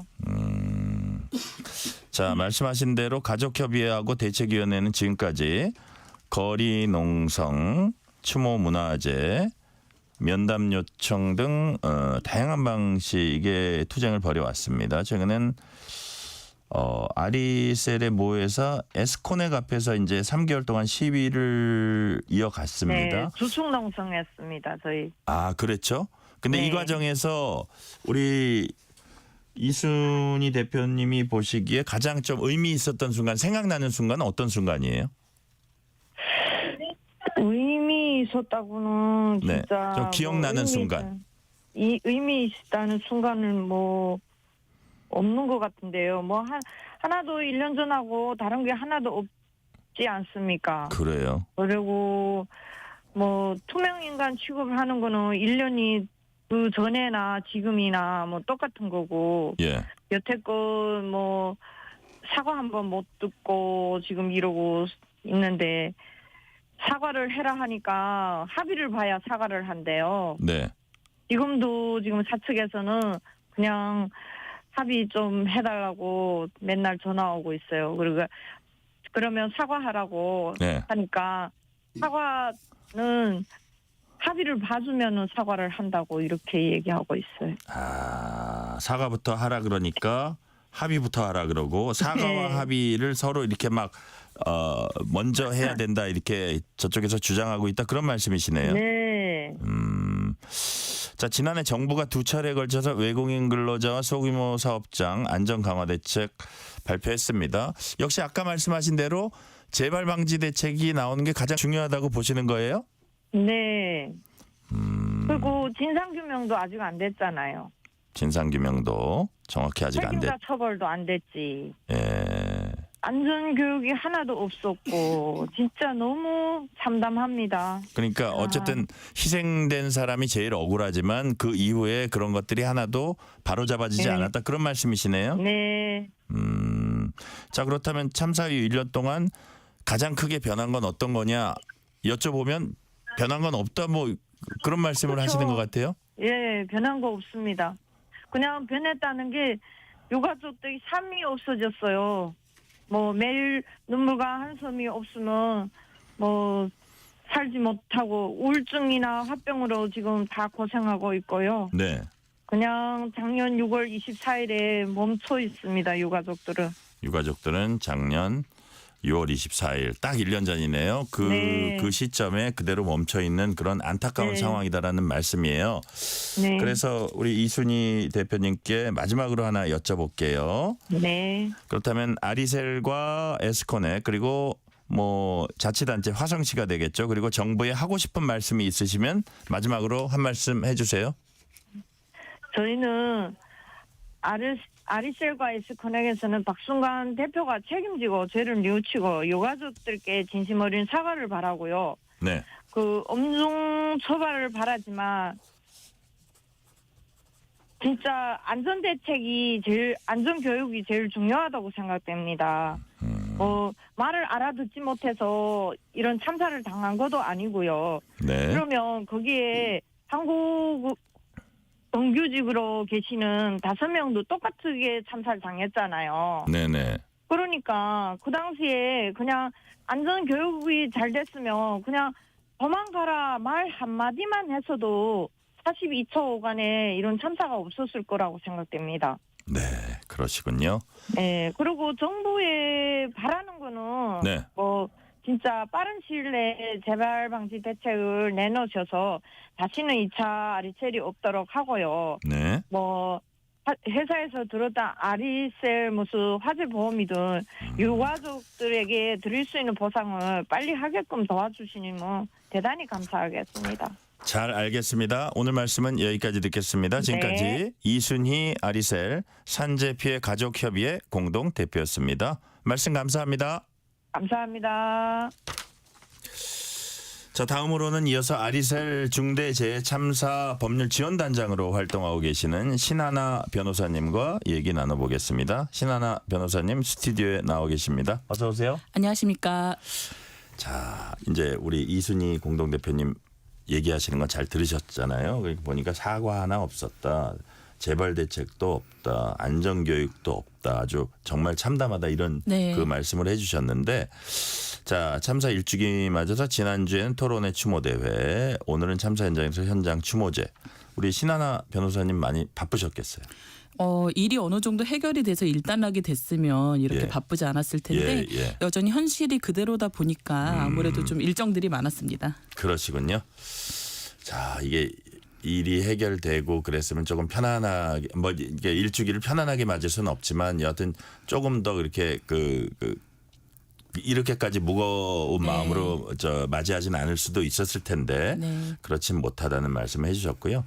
지금 참사 법률지원단장 맡고 계십니다. 법률지원단 구성하게 된 동기가 있을 것 같고요. 지금 변호사나 이런 그 뭐 자원봉사자도 있을 수 있을 것 같고 몇 분이나 참여하고 계신지 또 참사 초기부터 쭉 어떤 활동을 해오셨는지 잠시 소개해 주세요. 저희가 참사가 났다는 걸 알았을 때 이제 네. 민변 노동위원회로 네. 이제 이분들에 대한 법률 지원이 필요하다라는 연락을 받았습니다. 네. 그래서 이제 공지를 해서 시간이 되시는 변호사님들이 내려가셔서 네. 이제 유가족들 입장에서는 나에게 어떤 권리가 있고 앞으로의 절차는 어떻게 되는 것인지에 대한 궁금함이 계시잖아요. 그래서 이 부분에 대해서 설명도 해드리고 그 자리에서 상주하면서 법률 자문도 해드리고 하다가 자연스럽게 이제 법률 지원단이 구성이 되었고 네. 여기에는 뭐 다양한 민주노총 법률원이나 그리고 노동인권 실현을 위한 노무사 모임이나 정의당 법률위원회까지 이제 포함이 돼서 이제 구성이 되었습니다. 그러면서 이제 초기에는 유가족들에 대한 상시 법률 자문을 해드렸고요. 그리고 이후에는 이제 수사가 진행되는 도중에 이제 아리셀과 이제 박중원에 대한 고소 그리고 이제 고소 이후에 이제 구속 관련된 의견서 제출과 활동 그리고 형사재판 관련돼서 저희가 계속 모니터링 하고 있고요. 네. 그리고 얼마 전에 민사소송까지 진행을 했습니다. 그러니까 어쨌든 형사소송, 민사소송, 법률 지원을 계속 하고 계신 거네요. 예, 맞습니다. 그러시군요. 자, 노노모에서 산재 처리도 도와주셨습니다. 산재 처리까지. 예. 그거 중요하죠. 산재 처리. 자, 신하나 변호사님은 과거 기자회견에서 이런 말씀하셨어요. 피해자들의 알 권리가 보장되지 않는 수사 환경이다. 이렇게 이제 지적을 하셨는데 구체적으로 그 피해자나 그 가족들이 어떤 면에서 배제되고 있다고 보시는 거예요? 사실 유족들이 이런 문제가 발생을 하면 가장 궁금한 게 왜 죽었나가 가장 궁금해하세요. 진상 규명이죠. 예. 원인. 그리고 예. 어떻게 하면 안 죽을 수 있었나에 대해서도 궁금해하시는데 네. 이게 대부분의 수사 과정에서는 수사관의 선의에 의해서 이 사건은 이렇게 수사가 되고 있고 저희가 봤을 때 원인은 이렇습니다라는 이야기를 듣지 않는 한은 이제 피해자들이 이 부분에 대해서 알 수 있는 부분들이 전혀 없습니다. 특히 현장 검증 같은 거를 갈 때도 이제 유족들이 참가할 수 있거나 유족의 대리인이 참가할 수 있는 법적인 권리가 없어요. 그렇기 네. 때문에 이 사고의 원인에 대해서 도저히 알 수 있는 방법이 없다. 특히 이 사건과 같이 좀 이렇게 규모가 좀 큰 사건의 경우에도 저희가 경찰 브리핑 날 이 사건의 원인을 알게 됐거든요. 네. 근데 그것도 이제 기자분들을 통해서 이제 알게 된 것이기 때문에 유족분들한테 직접 설명하는 시간도 제대로 마련되지 않았다. 그 기자 브리핑 이후에 만나긴 했었는데 네. 훨씬 더 간략하고 생략된 내용으로 이렇게 진행되었다고 그렇게 봅니다. 지금까지 드러난 아리셀 참사 원인 딱 한마디로 얘기하면 뭡니까? 총체적인 안전보건 관리 체계의 부실이라고 생각이 됩니다. 네, 그리고 돈만 바라보는 경영, 안전에 전혀 신경 쓰지 않은 경영진의 무심함과 무능함이라고 네. 생각합니다. 그러니까요. 그건 이제 크게 말하신 거고 이제 구체적인 거는 차차 지금 네네. 다음 질문에서 말씀해 주시면 되고요. 자, 책임자 재판 관련 얘기를 좀 해볼게요. 지난해 8월 박순관 대표이사 구속됐습니다. 중대재해처벌법 시행 이후 경영 책임자가 수사 단계에서 구속된 첫 번째 사례였다고 네, 해요. 맞습니다. 네. 예. 근데 올해 2월 보석으로 풀려났습니다. 이런 상황은 어떻게 보세요? 너무 아쉽죠. 유족들 입장에서도 굉장히 속상해하셨고 사실 구속기간 만료가 얼마 남지 않은 상황이었는데 굳이 보석해서 풀어줬었어야 되나라는 의구심이 있습니다. 매우 유감이다 이렇게 네. 이제 보시는 거고요. 근데 박순관 대표이사는 자신이 중대재해처벌법상 경영 책임자가 아니라고 이제 지금 주장을 하고 있어요. 자신의 아들인 저 이름 잘 모르겠지만 본부장인데. 네, 박중원 본부장입니다. 박중원 본부장이요. 언입니다. 박중언 본부장. 네네. 자신의 아들인 박중언 본부장이 실질적 경영자란 것인데 그렇다면 뭐 중대재해처벌법상 처벌은 자신이 아닌 아들이 받아야 되는 거냐 이런 약간 의문도 드는데 그런 취지의 주장이 그렇죠. 이 주장은 어떻게 보세요? 그러니까 제가 첫 개일에 이 얘기를 듣고 약간 아연실색을 했었는데 네. 사실 박순관 대표이사는 등기상으로도 대표이사이고 네. 그리고 또 주간 보고를 박중원 본부장으로부터 받습니다. 예, 그리고 예. 상시적으로 박중원 이제 총괄 본부장하고 카톡을 이제 하면서 뭐 보고도 계속 받아왔고 그리고 특히 돈 나가는 문제에 있어서는 꼬박꼬박 막 보고를 받았더라고요. 그리고 산재가 났을 때 어떻게 처리를 해야 될지에 대해서도 계속 꾸준하게 해왔고 그렇게 운영을 쭉 해왔는데도 불구하고 기일 첫날 본인이 경영 책임자가 아니고 아들이 경영 책임자라고 주장을 하는 거예요. 그래요? 그러면서 하는 말이 조금 놀라웠는데 이제 어떤 아버지가 아들에 대해서 이런 주장을 하고 싶겠냐. 하지만 형사재판의 실체적 진실을 밝히기 위해서 어쩔 수 없이 눈물을 머금고 이 주장을 한다고 해서 제가 마음으로 야, 해도 너무한다. 약간 이런 생각을 개인적으로는 했었습니다. 그러니까 어쨌든 실질적 경영자가 누구냐 이게 그 우리 신 변호사님이 보셨을 때는 그 아버지 같은데 무리한 주장이죠. 누가 무리한 봐도. 주장인 거 플러스 아들이 실질적 경영자다 처벌받을 수 있는데 그것도 약간 우리가 보기에는 좀 흔히 볼 수 있는 장면은 아니었던 것 같아요. 흔히 볼 수 있는 장면도 아니고요. 그러니까 우선 노리는 거는 박순관에 대해서는 여기서 무죄를 받고 그러면 추가 기소를 또 해야 되는 거거든요. 네. 검찰이 박중원을 대상으로. 예. 그러면 박중원 대표이사는 어차피 지금 산안법이나 업무상 과실치사상으로 여러 개가 걸려 있는데 또 이 재판을 겪어야 되고 이런 부분들이 생기는 거잖아요. 그게 인간적으로도 너무하다 이런 생각을 좀 했습니다. 네. 자, 제가 잠시 앞쪽에 일부에서 했던 거 저희가 하나 언급할 게 있어서 네네네. 잠시 언급하고 갈게요. 앞서 일부 정치 토크에서 강전의 대변인이 언급한 여론조사는 KBS, MBC, SBS 지상파 3사가 공동으로 실시한 심층 출구 조사에서 나온 결과입니다. 전국시도 325개 투표소에서 이루어졌고 4월 8일 오전 6시부터 오후 8시까지 투표소에서 나온 투표자 기준으로 매 20번째 투표자에 대해 이루어졌습니다. 전체 응답자 수는 5,190명, 오차 한계는 95% 신뢰 수준에서 플러스 마이너스 2.2% 포인트입니다. 죄송합니다. 너무 오래 기다리셨죠. 아닙니다. 자, 참사 원인을 제대로 밝혀야지 또 다른 참사를 예방하는데 결정적인 도움이 될 겁니다. 네.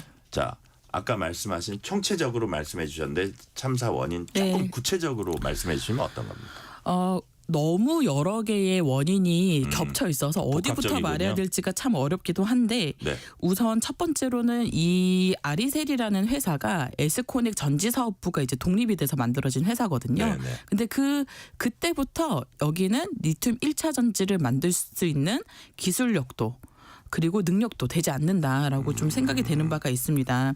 우선 첫째로는 리튬 전지라고 하는 것이 사실 숙련된 그 노동자들이 이제 만들지 않으면 그러니까 제조 과정 자체는 심플해요. 네. 하지만 이게 조그만 버라고 해서 이제 먼지 같은 것들이나 불순물들이 끼어들거나 아니면 조금 이렇게 과도한 충격을 받으면 이게 폭발의 위험성이 굉장히 크고 실제로 비츠로셀이라든지 에스코넥 이전에 있었던 ENS 사업장이라든지 이런 데서도 큰 화재가 많이 발생을 했거든요.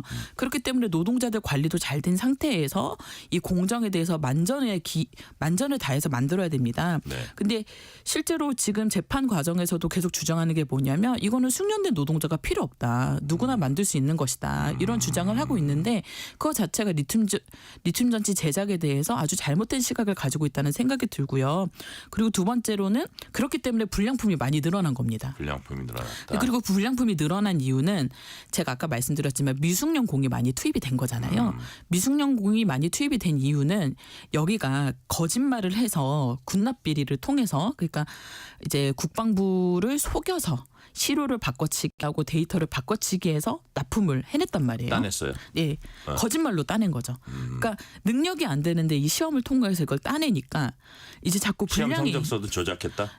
시험 성적서 조작보다는 시료를 바꿔서 시료를 그러니까 이제 시험을 이제 보러 나오면 우리가 이거 평소에 만들던 전지라고 하는 게 아니라 제출용 전지를 따로 만드는 거예요. 그 데이터도 조작하고 훨씬 더 성능 좋은 걸로 갖고 가는 거예요. 그래서 에스코넥 때부터 이거는 쭉쭉쭉쭉 전통 있는 이제 사기 방법이었더라고요. 재판을 통해서 보니까 그러면서 이게 그렇다 보니까 불량이 자꾸 발생을 하잖아요. 그러니까 이제 그 군에서 시정 명령을 내리는 겁니다. 그러면 지체 상금이 발생을 해요. 근데 납품을 못 하니까 하루에 뭐 70만 원인가 이렇게 지체 상금이 발생을 하면 그 돈이 아까워서 한꺼번에 우리는 다 납품할 거야. 어쨌든 자신은 있는 거죠. 어떤 식으로든 우리가 이 시험을 통과할 거란 자신은 있는 거죠. 그럼 무리하게 생산을 강행하게 되는군요. 네, 하루에 5,000개씩. 5,000개씩 그렇게 무리한 생산을 강행을 하면서 미숙련공들이 투입되고 그러다 보니까 불량률이 늘어나고 네. 폭발을 할 만한 전지가 많이 생긴 겁니다. 심지어 6월 22일에 화재가 크게 발생을 해요. 네. 그런데도 그거에 대한 조치를 취하지 않고 그 전지를 그냥 하루 이틀 뒀다가 바로 패킹룸에 올려보낸 겁니다. 예, 예. 왜냐하면 우리가 그중에 폭발이 하나 발생하면 그 전지들을 며칠간 더 두고 보거나 아니면 폐기해야 되잖아요. 네네. 근데 그걸 그대로 올린 거예요. 그래서 그 전지들 중에서 연쇄 폭발이 일어난 거고, 그러면 폭발이 일어났으면 이렇게 다 죽는 게 맞느냐? 그렇지 않습니다. 만약에 그 전지를 좀 안쪽으로 들여보내서, 그러니까 출입구에 적재하지 말고 안쪽으로 들여보냈다면 탈출할 수 있었어요. 그러니까 탈출한 공간이 비좁았군요. 네, 그리고 그 40초 골든타임을 자꾸 다들 말씀하시는데 그 이유가 뭐냐면 거기가 한 층만 내려놓으면 바로 대피할 수가 있습니다. 네네. 그런데 그걸 못한 거예요. 왜냐하면 출입구 쪽에서 이게 폭발을 하고, 그러면 원래 이 산업안전보건법의 안전규칙에서 보면 이렇게 위험한 물건을 다루는 곳에는 그 비상구가 대각선쪽에 있어야 되거든요. 예, 예. 있습니다. 그런데 정규직만 거길 알아요. 비정규직 그 이주 노동자들은 알지도 몰라요. 그 못해요. 존재를 모릅니다. 그럼 전혀 기본적인 교육이나 사전 고지가 안 돼 있었군요. 없었던 거죠. 그리고 열 수도 없습니다. 어차피 정규직들 지문으로만 열 수 있어가지고. 그렇군요. 그 거기를 통해서 나오신 분은 산 거고 나오지 못한 분들은 돌아가신 겁니다. 아, 진짜 안타깝네요. 네. 자, 박순관 대표에 대한 검찰 기소 사유 중 하나가 불법 파견입니다. 자, 아리셀 투입된 파견 근로자 대부분 비숙련 이주 노동자였는데 불법 파견이라는 의미는 본래 파견 받아서는 안 된다는 뜻이에요? 네, 맞습니다. 왜요? 그러니까 왜 직접 공정을 하는 곳에는 직접 공정을 파견을 하니까. 받을 수가 없는 거거든요. 예, 그리고 또 예. 여기는 그 한신 다이아나 이런 곳이 또 파견 관련된 면허도 없어가지고 네. 그리고 또 예를 들어서 이제 좀 안전 교육 같은 거를 해야 되잖아요. 특히 이거는 어떤 폭발 사고나 화재 났을 때 되게 네. 위험한 품목인데 네네. 그런 건 전혀 없었습니까? 그러니까 저희가 이거 그 영상을 통해서 저희도 재판에서 알게 된 건데 예. 보면 취업을 하면 한 5분 설명 들어요. 그리고 5분, 바로 그게 전부예요? 네, 작업복으로 갈아입고 바로 작업에 투입이 됩니다. 그 과정에서 뭐 안전교육, 뭐 업무에 대한 체계적인 교육 이런 건 없고요. 네. 그 지금 재판에서 이제 변호사들하고 사측에서 얘기하는 건 그 월수금마다 이제 뭐 주 3회 5분 10분 이렇게 이야기하는 시간이 있거든요. 보통 TBM이라고 하는데 그런 시간을 통해서 우리가 안전교육을 얘기를 했다. 근데 신한우 변호사님 보기엔 안전교육이라고 볼 수 있어요? 아유, 그 나와서 그 증인들 하시는 말씀들을 들어보면 잔소리들이에요. 뭐 전지 떨어뜨리지 마라. 모르는 건 물어봐라. 열심히 해라. 안전교육이라고 네, 하기에 뭐한. 그럼요. 자, 안전관리 책임자도 없었다. 이건 맞아요? 안전관리 책임자가 있긴 있는데 예. 그 부분에 있어서 뭐 회사의 대표나 이런 사람들이 안전보건관리 체계를 네. 잡아주지도 않고 예산도 없는데 안전관리자 있으면 뭐합니까? 명목일 뿐이죠. 자, 제조업체들이 대부분 이주 노동자인 파견 인력 이거를 직접 제조 공정은 불법이기까지 한데 운영하는 이유는 역시 비용 때문인가요? 어떻습니까? 그 또 불법 파견인 이유가 네. 자기 직원처럼 쓰면은 안 되는 거거든요. 파견은 파견이기 때문에. 파견은 그렇게. 파견일 뿐인데. 네, 그런데 자기 직원처럼 쓰면서도 파견이라는 외형을 하는 이유는 네. 얼마 전에 이제 이때 당시에 고용노동부에서 특별 근로감독을 해서 나온 결과를 보니까 네. 뭐 회사들에서는 이게 너무 멀기도 하고 열악하다 보니까 정규직들이 안 온다. 그래서 파견을 하는 거다라고 하는데 상식적으로 생각해 보면 내가 굳이 파견을 해서 거기에 취업을 하는데 정규직이 굳이 안 될 이유가 있겠습니까? 저는 그거는 약간 논리적으로 모순된 이야기라고 생각을 하고요. 네네. 보통 그 파견 인력을 운용하는 이유는 딱 하나입니다. 쉬운 해고. 그리고 언제든지 인력 감축을 할 수 있는 것. 그리고 뭐 교육이나 산재나 이런 것들을 전부 다 파견업체한테 넘길 수가 있기 때문에 그런 비용 절감의 목적이라고 생각을 합니다. 요번에 할 질문은 아까 신하나 변호사님 미리 대답을 하신 그 질문이긴 한데 탈출에 관한 거예요. 네네. 그래서 다수의 근로자들 특히 이제 그 이주 노동자들은 탈출구조차 알지 못했다. 그래서 네. 아예 그 비상구를 찾지 못하고 그냥 안타깝게 그 안에서 나오지 못하신 거네요. 네. 그러니까 이제 탈출하지 못한 것에는 세 가지의 원인이 있는데요. 예, 예. 첫 번째로는 이 전지의 연쇄 폭발 가능성에 대해서 평소에 교육받지 못하다 보니까 예. 이게 막 터지기 시작했을 때 불을 끄는 명령 빼고는 도망가야 되잖아요. 근데 도망을 안 가고 서 있는 거예요. 그러니까 이걸 모르는 거죠. 이 상황이 어떤 상황인 건지. 네. 두 번째는 전지들이 전부 다 출입구 쪽에 전부 다 적치되어 있으니까 거기에 폭발이 막 발생되고 화재가 발생하고 그걸 뚫고 나갈 수 없잖아요. 그러니까 못 나갔고 세 번째는 지금 말씀하셨던 것처럼 비상구가 대각선에 있었습니다. 그런데 네네. 그 대각선에 있는 비상구의 존재를 파견 노동자들은 그 존재 자체를 몰랐고 알았다고 하더라도 정규직만 지문을 찍고 평소에는 열 수 있는 문이기 때문에 알았다고 하더라도 기대 가능성이 많지 않았다. 그러니까 사신 분들은 정규직 따라서 거기 가니까 한 두세 명 따라 나가서 그분들은 사셨어요. 그러니까요. 자, 아까 이순희 그 피해가족협의회 공동대표 말씀 들어보니까 사과해라 그랬더니 합의부터 해줘라. 회사는 막 이러고 네. 사과 합의 갖고 서로 갑론을박하고 있는 그런 참 안타까운 상황인데 도대체 회사 태도가 어쨌기에 이렇게 그 피해자 측은 이렇게 합의까지 거부했습니까? 회사의 태도와 관련해서 가장 큰 거는 네. 유족들과의 만남을 전혀 하지 않았다라는 부분이에요. 그러니까 이제 여기가 형사 재판을 담당하시는 변호사님이 있고 합의만 담당하는 노무사가 계세요. 네. 그러면 그 합의 담당하는 노무사 그리고 그 아들인 변호사를 통해서 일방적으로 계속 연락을 하는 겁니다. 그러면 이제 유족들 입장에서는 당연히 책임자 회사 측과 얘기를 하고 싶잖아요. 그렇죠. 그리고 직접적인 사과도 받고 싶고 그런데 한 번도 만나주질 않았어요. 그래요. 회사 임직원도 만난 적이 없습니다. 아리셀 임직원, 에스코넥 임직원. 그건 자기네 재판에도 안 좋을 텐데 왜 그럴까요? 그거는 저도 정말 의문이에요. 불가사의예요? 네, 저희 그 형사 재판하시는 김현장 변호사님들과도 만나고 싶다고 했는데 안 만나 주셨어요. 제가 만약 회사 담당자면 정말 저기 맨투맨으로 붙어가지고 네. 사고가 안 나야겠지만 난 상황에서 그럴 것 같은데 이해가 잘 안 되는데. 그러니까 어쨌든 유족들의 억울함과 예. 이 고통을 좀 풀고 하셔야 되는 부분들이 있는데 네. 그 부분을 전혀 진행하지 않았고 유족들이 제일 화가 났던 부분이 뭐냐면 박순관 대표가 형사재판 첫 기일에 일어서서 사과문을 읽었어요. 예, 예. 근데 그거는 유족들이 그렇게 받고 싶었던 사과를 재판장 앞에서 하니까 유족들 입장에서는 너무너무 기분이 좋지 않은 거죠. 그냥 선처만 받기 위한 예. 재판에서 선처만 받기 위한. 그리고 지금 저는 이제 보석 받고 나오면 네. 만나서 어떻게든 합의를 좀 더 하거나 사과를 하거나 그럴 줄 알았는데 지금도 만날 수가 없습니다. 네. 그런 상황이에요. 우리 신하나 변호사님 보시기에 정부나 자치단체 이제 화성시죠. 네. 이런 데서 조금 더 신경 써줬으면 좋겠다 싶은 점도 있어요.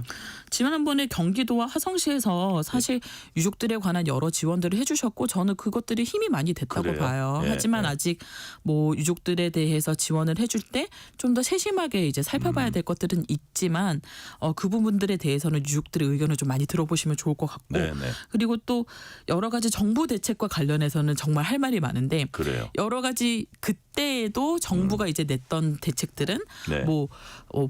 그 공장에 그림을 그려서 안전 대책을 하게 하겠다. 그리고 이주 노동자 중에서 몇 명을 안전 리더로 키우겠다. 이런 정말 실효성 없는 대책들만 했는데 심지어 그마저도 지금 1년이 지나서 보면은 실행이 안 됐습니다. 그래요. 네, 실행이 안 된 게 데이터로 전부 확인이 되고요. 그렇기 때문에 정부의 정말 고용노동부의 이런 이주 노동자 산재나 안전에 대해서 정말 진정성이 있는지 의심을 할 수밖에 없는 상황이다라는 말씀을 드릴 수가 있을 것 같고요. 이제 이거와 관련된 법적 과제라고 한다면 네, 법적 과제는 어떤 게 있을까요? 있는 법이라도 잘 지키도록 감시하는 것이 필요하다. 그러니까 지금 사실상 제조업장에서 불법 파견은 너무너무 만연하거든요. 네. 그러니까 이 만연한 불법 파견에 대해서 어떻게 관리할 것인지 고용노동부는 그 답을 내놔야 합니다. 왜냐하면 열악하고 어려운 노동일수록 지금 이주 노동자들이 몰려지고 있고 그러면서 산재가 나는 것이기 때문에 그리고 또 두 번째는 중대재해처벌법이 실효성 있게 작동이 되어야 한다라는 부분 그리고 또 산업안전보건법상의 여러 가지 의무들이 이제 형식적으로만 되는 것이 아니라 정말 실효성 있게 하다못해 외국인 노동자들이 자기네들 언어로는 교육을 받아야 되는 거잖아요. 근데 한국어로 그냥 쭉 교육하고 도장 찍고 나가라고 하면 그게 무슨 실효성이 있겠습니까? 그러니까요. 네, 이런 자, 산적한 문제들이 해결돼야 된다고 봅니다. 자, 지금 신 변호사님 말씀하신 대로 불법 파견 관련 또는 법안 또는 그 중대재해처벌법 이런 있는 법이라도 제대로 시행되고 집행될 수 있는 게 매우 중요하다고 말씀하셨습니다. 오늘 말씀은 여기까지 듣겠습니다. 지금까지 아리셀 중대재해참사 법률지원단장인 신하나 변호사였습니다. 오늘 말씀 감사합니다. 감사합니다. 편지 왔습니다. 퇴근길 지친 당신에게 힘이 되는 뉴스를 전해드립니다. 매일 저녁 당신과 함께 읽는 세상 이야기. KBS 1라디오 뉴스레터 K.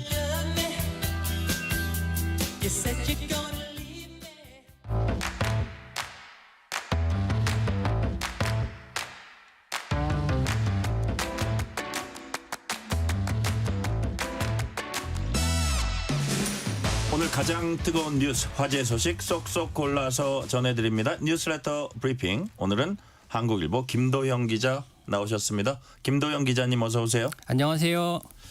자, 중동 상황이 하루가 다르게 또 하루 중에서도 반나절 다르게 급변하고 있습니다. 미국이 이란 포르도 핵시설 벙커버스터 투하하면서 이란이 어떻게 나올지 이제 관심이 집중됐었는데 이스라엘과 이란이 휴전에 합의했습니다. 그러는가 싶더니 이란이 또 공격을 감행했다는 얘기가 나오고 이거 어떻게 된 거냐 했더니 이란 또 아니라 그리고 이거 어떻게 된 거예요? 일단은 도널드 트럼프 미국 대통령이 현지 시각 24일 오전에 자신의 사회관계망 서비스인 트루스 소셜에 글을 올렸거든요. 네. 이게 휴전이 지금 발효 중이다. 위반하지 않기를이라고 썼는데 이 위반 문제가 지금 불거진 거예요.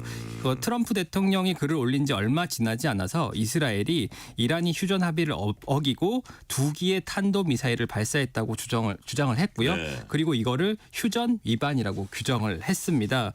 그런데 여기에 대해서 이란 매체는 허위라는 입장이고요. 그만큼 중동 상황이 지금 불안하다는 것을 방증하는 건데요. 그래요. 이에 대해서 이란의 공식 반응 그리고 이스라엘의 실제적인 행동 자체가 아직 감지되고 있지 않기 때문에 그렇군요. 휴전 협정 자체가 조금은 진행 중이라고 봐야 될 것 같아요. 이 부분을 좀 설명을 드리면 어제 이스라엘과 이란이 무력 충돌을 중단하는 데 합의했다고 트럼프 대통령이 밝혔고요. 네네. 당시 트럼프 대통령의 표현을 빌리면 이스라엘과 이란 사이 완전하고 전면적인 휴전을 하기로 하는 완전한 합의라는 표현을 썼습니다. 그래요.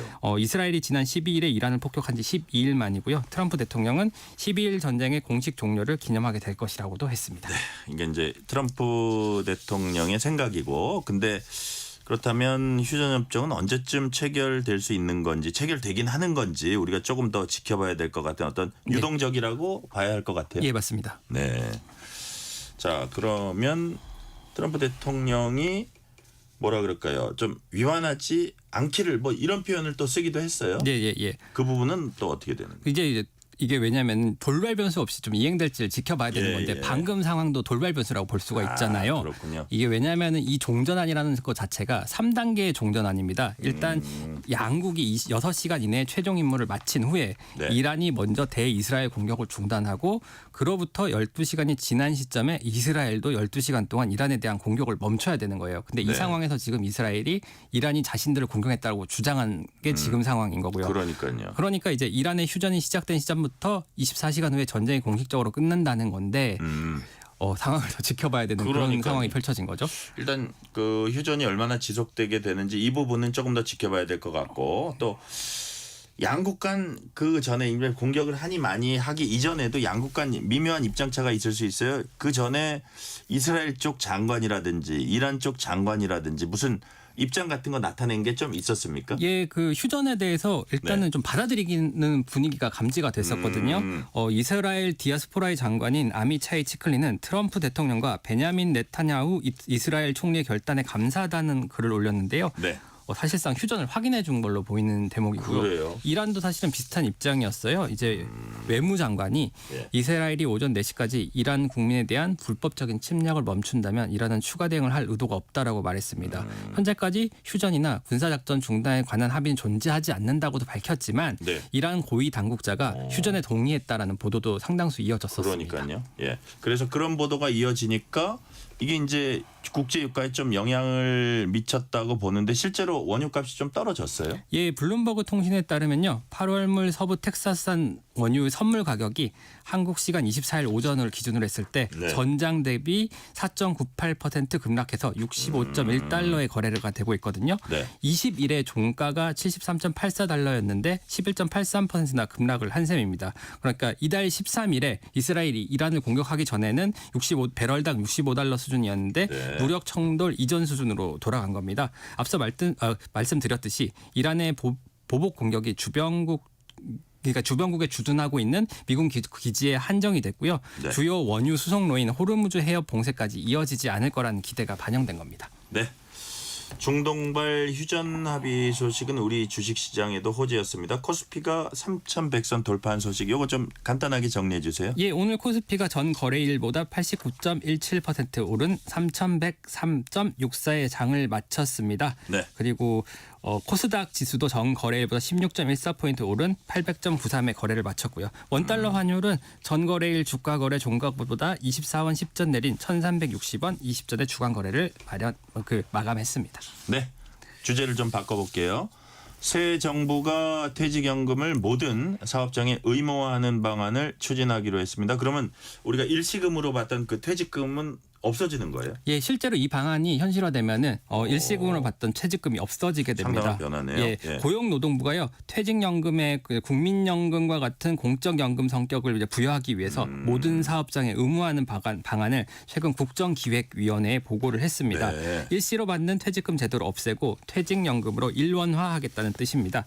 퇴직금은 사내 적립이기 때문에 체불하면 못 받을 수 있는 경우도 생기는데 퇴직연금은 은행이나 증권사 등에서 쌓아둬야 하기 때문에 못 받을 우려가 적습니다. 다만 단기간에 의무화를 하게 되면 중소 영세업체 등의 어려움이 있을 수가 있으니 규모별로 5단계로 나눠서 시행하는 방안을 검토 중입니다. 그러니까요. 자, 근데 퇴직연금, 국민연금 등에 비해서 이제 수익률이 낮은 걸로 알려져 있는데 그렇다면 이걸 효율적으로 운영하기 위한 어떤 제도적인 방안 같은 것도 마련이 됐어요? 예, 고용노동부는 이와 더불어서 전문적으로 퇴직연금 자산을 운영하기 위한 퇴직연금공단을 신설하는 방안도 보고를 했습니다. 국민연금이나 공무원연금, 사학연금 같은 경우에는 각 공단에서 운영을 하잖아요. 네. 퇴직연금도 공단을 통해 효율적으로 운영을 해서 수익률을 끌어올린다는 취지입니다. 그러나 기존 퇴직연금 사업자가 기금화에는 반대를 하고 있어서 실제로 추진된다면 갈등이 좀 불가피할 것으로 보입니다. 네. 이재명 대통령이 경기지사 시절부터 근로감독관을 노동경찰로 이렇게 이름 바꿔야 한다고 말을 했었는데 이런 명칭 변경과 함께 지금 증원도 논의되고 있어요? 예, 마찬가지로 이게 국정위원회에 함께 보고된 내용인데요. 근로감독관이 지금 한 3,000명 정도 됩니다. 고용노동부가 이 근로감독관의 이름을 노동경찰로 바꾸고요. 네. 1만 명까지 단계적으로 증원하는 계획을 밝혔습니다. 2028년까지 7,000명을 늘리겠다는 건데 4,000명은 노동부 소속 그리고 나머지 3,000명은 자치단체 소속 지방공무원 채울 계획입니다. 이게 왜냐면요. 지금은 3,000명밖에 안 되니까 임금체불 문제에만 좀 많이 국한돼 있다라는 비판이 있어요. 그래가지고 중대재해처벌법 등 법률 위반 수사 대응을 위해서 근로감독관의 증원이 필요하다는 내용입니다. 이재명 대통령이 대선 후보 시절에 공약하기도 했었습니다. 네. 자, 대졸 취업 준비생들 요즘 취업 여건 그리 좋지 않습니다. 채용 규모도 예전보다 이제 적은 데다가 기업들이 지금 경력직 위주로 이렇게 채용하는 경향을 보이고 있잖아요. 네. 이게 실제로 수치로 어느 정도 나타났는데요. 네. 대한상공회의소가 오늘 발표한 상반기 채용시장 특징과 시사점 조사 결과를 보면요. 민간 채용 플랫폼에 올해 14만 4,181건의 채용 공고가 올라왔습니다. 이 가운데 경력 채용만을 원하는 기업이 82%이고요. 신입 직원만 채용하는 기업은 전체 2.6%에 불과했습니다. 그리고 신입이나 경력을 뽑는 기업은 15.4%였습니다. 네. 근데 이렇게 막 경력자 우선으로 뽑다 보면 막 대학 졸업한 취준생들 입장에선 이거 일종의 진입 장벽이 되는 거 아니에요? 예, 맞습니다. 대한상의가 이제 대졸 청년 구직자 1,000명을 대상으로 대졸 청년 취업 인식 조사를 실시를 했는데요. 네. 53.9%가 경력 중심 채용이 취업의 진입 장벽으로 작용한다고 응답을 했습니다. 기업이 즉시 투입할 인력을 원하는데 청년 구직자의 입장에서는 직무 경험을 쌓을 기회가 많지 않은 게 사실이거든요. 실제 청년 구직자의 53.2%는 대학 재학 중 직무 경험을 하지 못했다고 없다라고 응답을 했습니다. 네. 대한상의가 재원을 했는데 기업 채용이 공개 채용보다 수시 채용으로 그리고 신입보다는 중고 신입을 선호하고 있는 상황이라면서 인턴 확대, 학점 인정 연계형 현장 실습 확대 그리고 직무 기반 실무 훈련 중심의 교육과정 개편 등을 통해 재학 중에 직무 경험을 쌓을 수 있는 시스템을 구축하는 게 필요하다라고 지적을 했습니다. 네, 이래저래 우리 젊은 층들이 좀 뭐 살기 쉽지 않은 그런 빡빡한 환경인데 그래도 자기만의 어떤 프로그램으로 잘 뚫고 나갔으면 좋겠습니다. 마지막 질문 드릴게요. 외국인과 한국인 사이 자녀 이름 그동안 제대로 등록하지 못하는 경우가 많았다고 해요. 진짜 처음 들은 얘기인데 5글자 이내 제한 때문이었다는데 이제는 이름 글자 수에 제한 없이 출생 신고가 가능해졌다고 해요. 어떻게 된 겁니까? 예, 원래 성을 제외한 이름이 5글자를 넘어가는 경우에는 네. 외국식 이름을 쓸 때에만 그대로 출생 신고를 할 수 있었거든요. 예를 들어서 아버지가 외국인일 때 네. 알버트 알렉산드리나라는 이름은 쓸 있을 수가 있는데 알버트 아름다운 지수 이런 이름은 못 쓴다는 못 거예요. 쓴다. 예, 거기다가 아버지가 한국일 때는 김 알렉산드리나가 되잖아요. 근데 네. 이건 또 못 써요. 왜요? 아버지가 그 성이 완벽한 성까지 완벽히 외국 이름을 쓸 때만 허용이 되는 거예요. 그 얘기군요. 예, 그래서 그 김 알렉산드리는 당연히 안 되고요. 김 아름다운 지수 이런 이름을 다 못 쓰도록 돼 있었는데 가족 관계 등록 사무가 개정이 되면서 이 제한이 사라졌습니다. 대법원 관계자는 이름 글자 수 제한 없이 출생 신고가 가능하도록 함으로써 당사자의 선택권을 대폭 보장하게 됐다라고 설명을 했습니다. 네, 오늘 말씀 여기까지 듣겠습니다. 뉴스레터 브리핑 지금까지 한국일보 김도형 기자였습니다. 말씀 감사합니다. 감사합니다.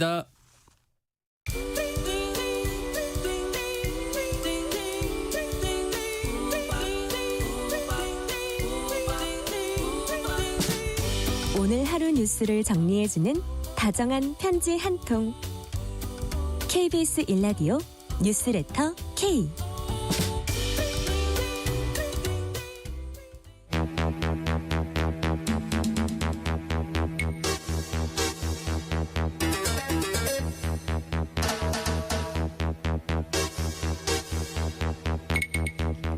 배상훈 프로파일러와 함께 범죄 이면까지 알아보는 시간입니다. 베프의 범죄 도시. 오늘도 배상훈 프로파일러 나오셨습니다. 배상훈 프로파일러님 어서 오세요. 안녕하세요. 올여름 무더위가 예고돼 있습니다. 자, 제주와 부산, 인천은 벌써 해수욕장이 이제 열었다고 하는데 근데 이 피서지에서 범죄가 제법 벌어진다고 합니다. 프로파일러님 먼저 휴가지, 여름철 휴가지 이런 데서 범죄가 정말 많이 일어나요. 계절 범죄, 휴가지 범죄. 그래요? 이런 범죄가 따로 있습니다. 그래요. 휴가지를 따라 이동하는 범죄자 집단도 있고요. 거기서 독특하게 나타나고 있는 뭐 예를 들면 불법 촬영이라든가 아니면은 폭력이라든가 주치 여러 가지 문제들이 뭐 따라 절도도 이제 가가지고 조금 사람들이 이완돼 있으니까. 예. 이렇게 이동하면서 나타나는 것은 이전부터 지속적으로 있어 왔습니다. 네. 자, 뭐 화장실이나 탈의실 이런 곳에서 불법 촬영 당연히 이제 불법이고 예를 들어서 이런 건 어떻게 돼요? 바다에서 바람 쐬는 척하면서 딱 풍경 찍는 척하면서 어떤 사람의 신체를 찍는다든지 이것도 불법 촬영입니까? 당연히 불법 촬영이죠. 그것을 단속하기 위해서 다양한 기자재들이 동원이 됩니다. 그래요. 그런데 본인들은 아니라고 하고 그래서 말하는 선글라스 같은 거에다가 작은 카메라를 만드는 경우도 있고요. 뭐 여러 가지 모자 같은 거에다 하는 경우도 아주 기기묘묘한 장비들이 굉장히 많습니다. 뭐 이렇게 가지고 찍지는 않나 보죠. 그냥 대놓고는 안 하죠. 그럼 너무 티가 나니까. 그리고 전문적으로 그렇게 찍는 사람들이 그렇게는 안 한다 이거죠. 그렇죠. 그래야 되죠. 다른 기기들이 모자 형태, 선글라스 형태. 그리고 다른 피서용품이 동원됩니다. 그러니까 튜브 같은 거에 그 눈에다가 뭐 이런 카메라를 장치하는 경우도 있습니다. 근데 저 그런 사람들 보면 그런 걸 좀 좋은 데 쓰면 나라가 발전할 것 같아요. 근데 그거를 이제 소위 말하는 성착취물을 팔아서 수익을 노리는 거죠. 수익까지 가는군요. 다크웹에 유통시키는 거죠. 그러니까 단순히 자기의 어떤 그런 개인적인 만족에 그치지 않고 그게 장사로 연결되는군요. 조직적으로 움직입니다. 아직 조직 범죄네요. 그러면은. 자, 해수욕장 말고 이제 다른 피서지도 있잖아요. 예를 들어서 뭐 산이나 계곡 무슨 뭐 산림욕하는 뭐 산림욕장 뭐 이런 것들도 있잖아요. 이런 데서도 또 다른 장소에서 범죄가 있을 것 같아요. 주로 이제 산림욕, 산 같은 경우는 불법 채취라든가 절도 그리고 뭐 기본적으로 이제 주치폭력이 나타나는 거, 휴가철 고속도로에서의 음주, 난폭 운전, 그 유원지에서의 집단적인 고성방과 같은 부분도 나타나는 굉장히 다양한 범죄가 나타납니다. 다만 해수욕장이 집단적으로 상당히 규모가 크고 이동하기 때문에 거기가 중점적으로 단속 대상이 그렇죠. 뭐 사람들의 노출도 있고 그렇습니다. 그다음에 사람들의 마음도 더 이완돼 있고 뭐 이런 심리도 조금 이용을 할 것 같은데 우리 프로파일러님 말씀을 듣다 보니까 그냥 개인적으로 관광 갔다가 마음이 심적으로 풀어 이완돼 가지고 막 개인적인 어떤 주치소돔을 부리는 이런 게 있는가 하면 조직적인 범죄 집단이 거기 출동하는 그런 크게 두 가지로 나눌 수 있겠네요. 그래서 이제 경찰청에서는 지난 몇 년 동안 동남아시아에서 오는 외국인 범죄 조직들이 이동해서 그런 성착 침울을 촬영하고 마약을 유통시키면서 일종의 수요처를 넘기는 그것에 집중적으로 단속을 강화하고 있습니다. 핵심적으로 이것은 개인의 문제가 아니라 특정한 젊은 사람들이 모이고 수요처가 확대가 같으니까 조직적으로 그런 것을 확산시키려고 하는 조직 범죄에 들어가는 거죠. 그래요.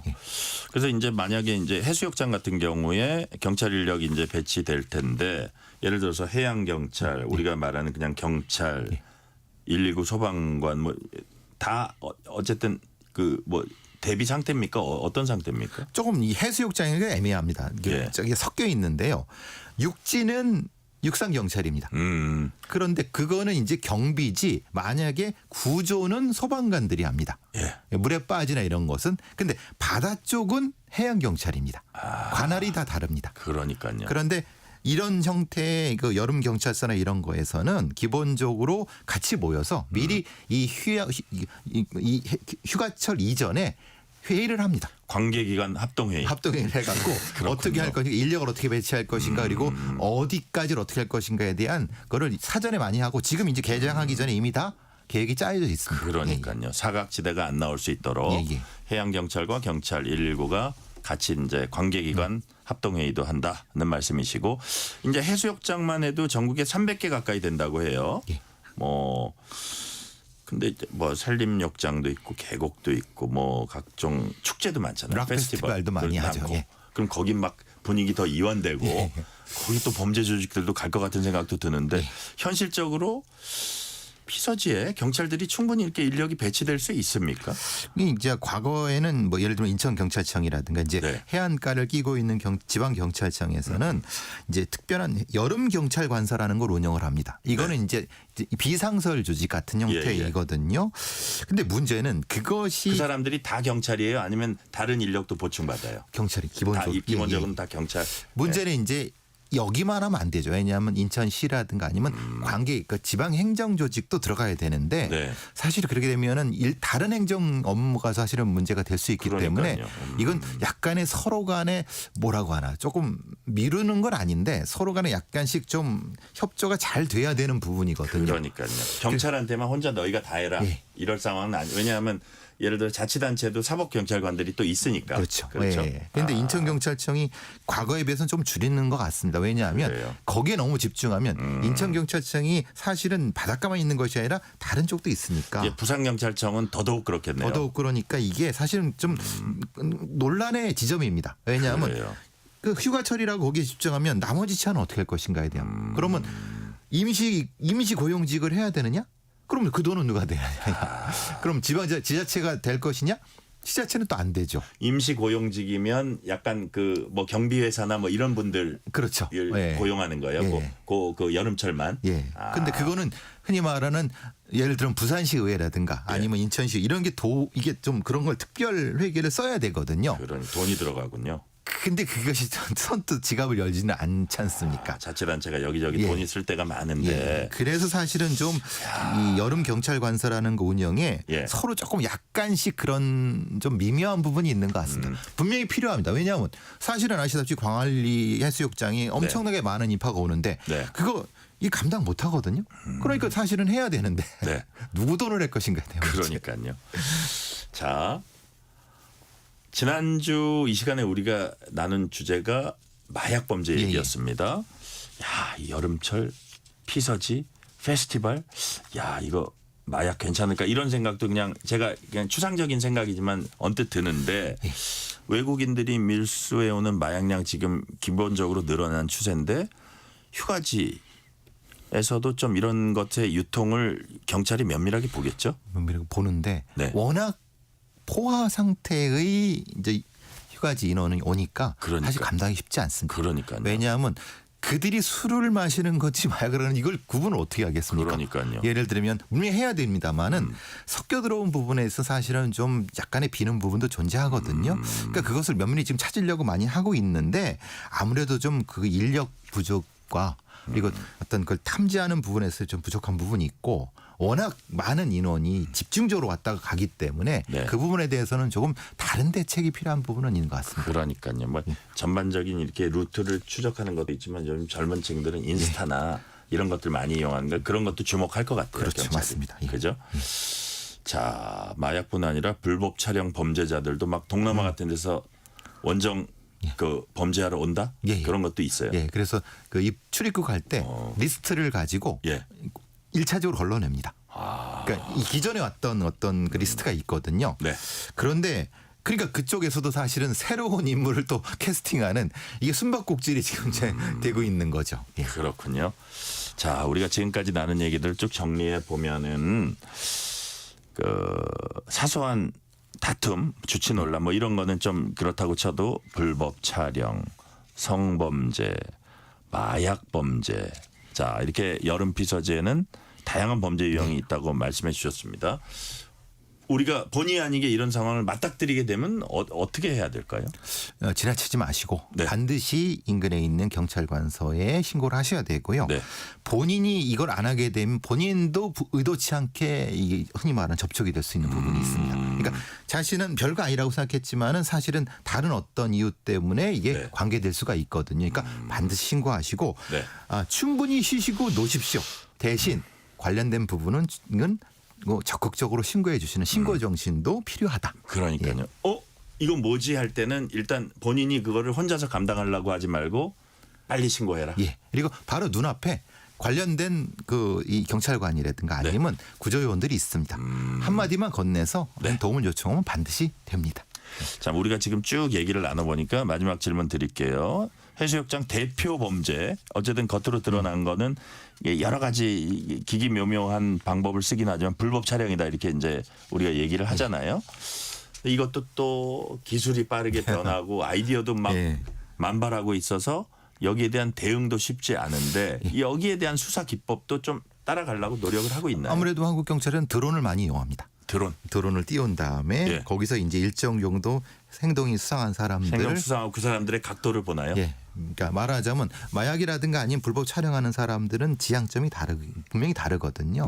그럼 미리 사전에 차단하는 활동들을 많이 하거든요. 그러니까 드론을 하고 사실 그 AI 카메라를 이용해서 그 동작 체크하는 부분들 기본적으로 많이 개발되고 있습니다. 아직은 좀 부족하지만은 한국 경찰이 많이 노력하고 있습니다. 네, 그러니까 해수욕장에서 어떤 불법 촬영 등 여러 가지 범죄에 대응하기 위해서 드론도 적극 활용하고 있고. 네, 알겠습니다. 드론을 활용한다는 그 말씀까지 오늘 말씀은 여기까지 듣겠습니다. 지금까지 배상훈 프로파일러였습니다. 말씀 감사합니다. 감사합니다. 클로징 멘트 하기 전에 한 가지 속보 들어온 거 소개해 드리겠습니다. 내란 특검이 윤석열 전 대통령에 대해서 체포영장을 청구했다는 소식 지금 들어와 있습니다. 오늘 뉴스레터 K는 여기까지입니다. 커피 쿠폰 당첨자 명단은 뉴스레터 K 홈페이지 확인해 주시고요. 오늘도 함께해 주신 청취자 여러분 진심으로 감사드립니다. 지금까지 뉴스레터 K 전종철입니다.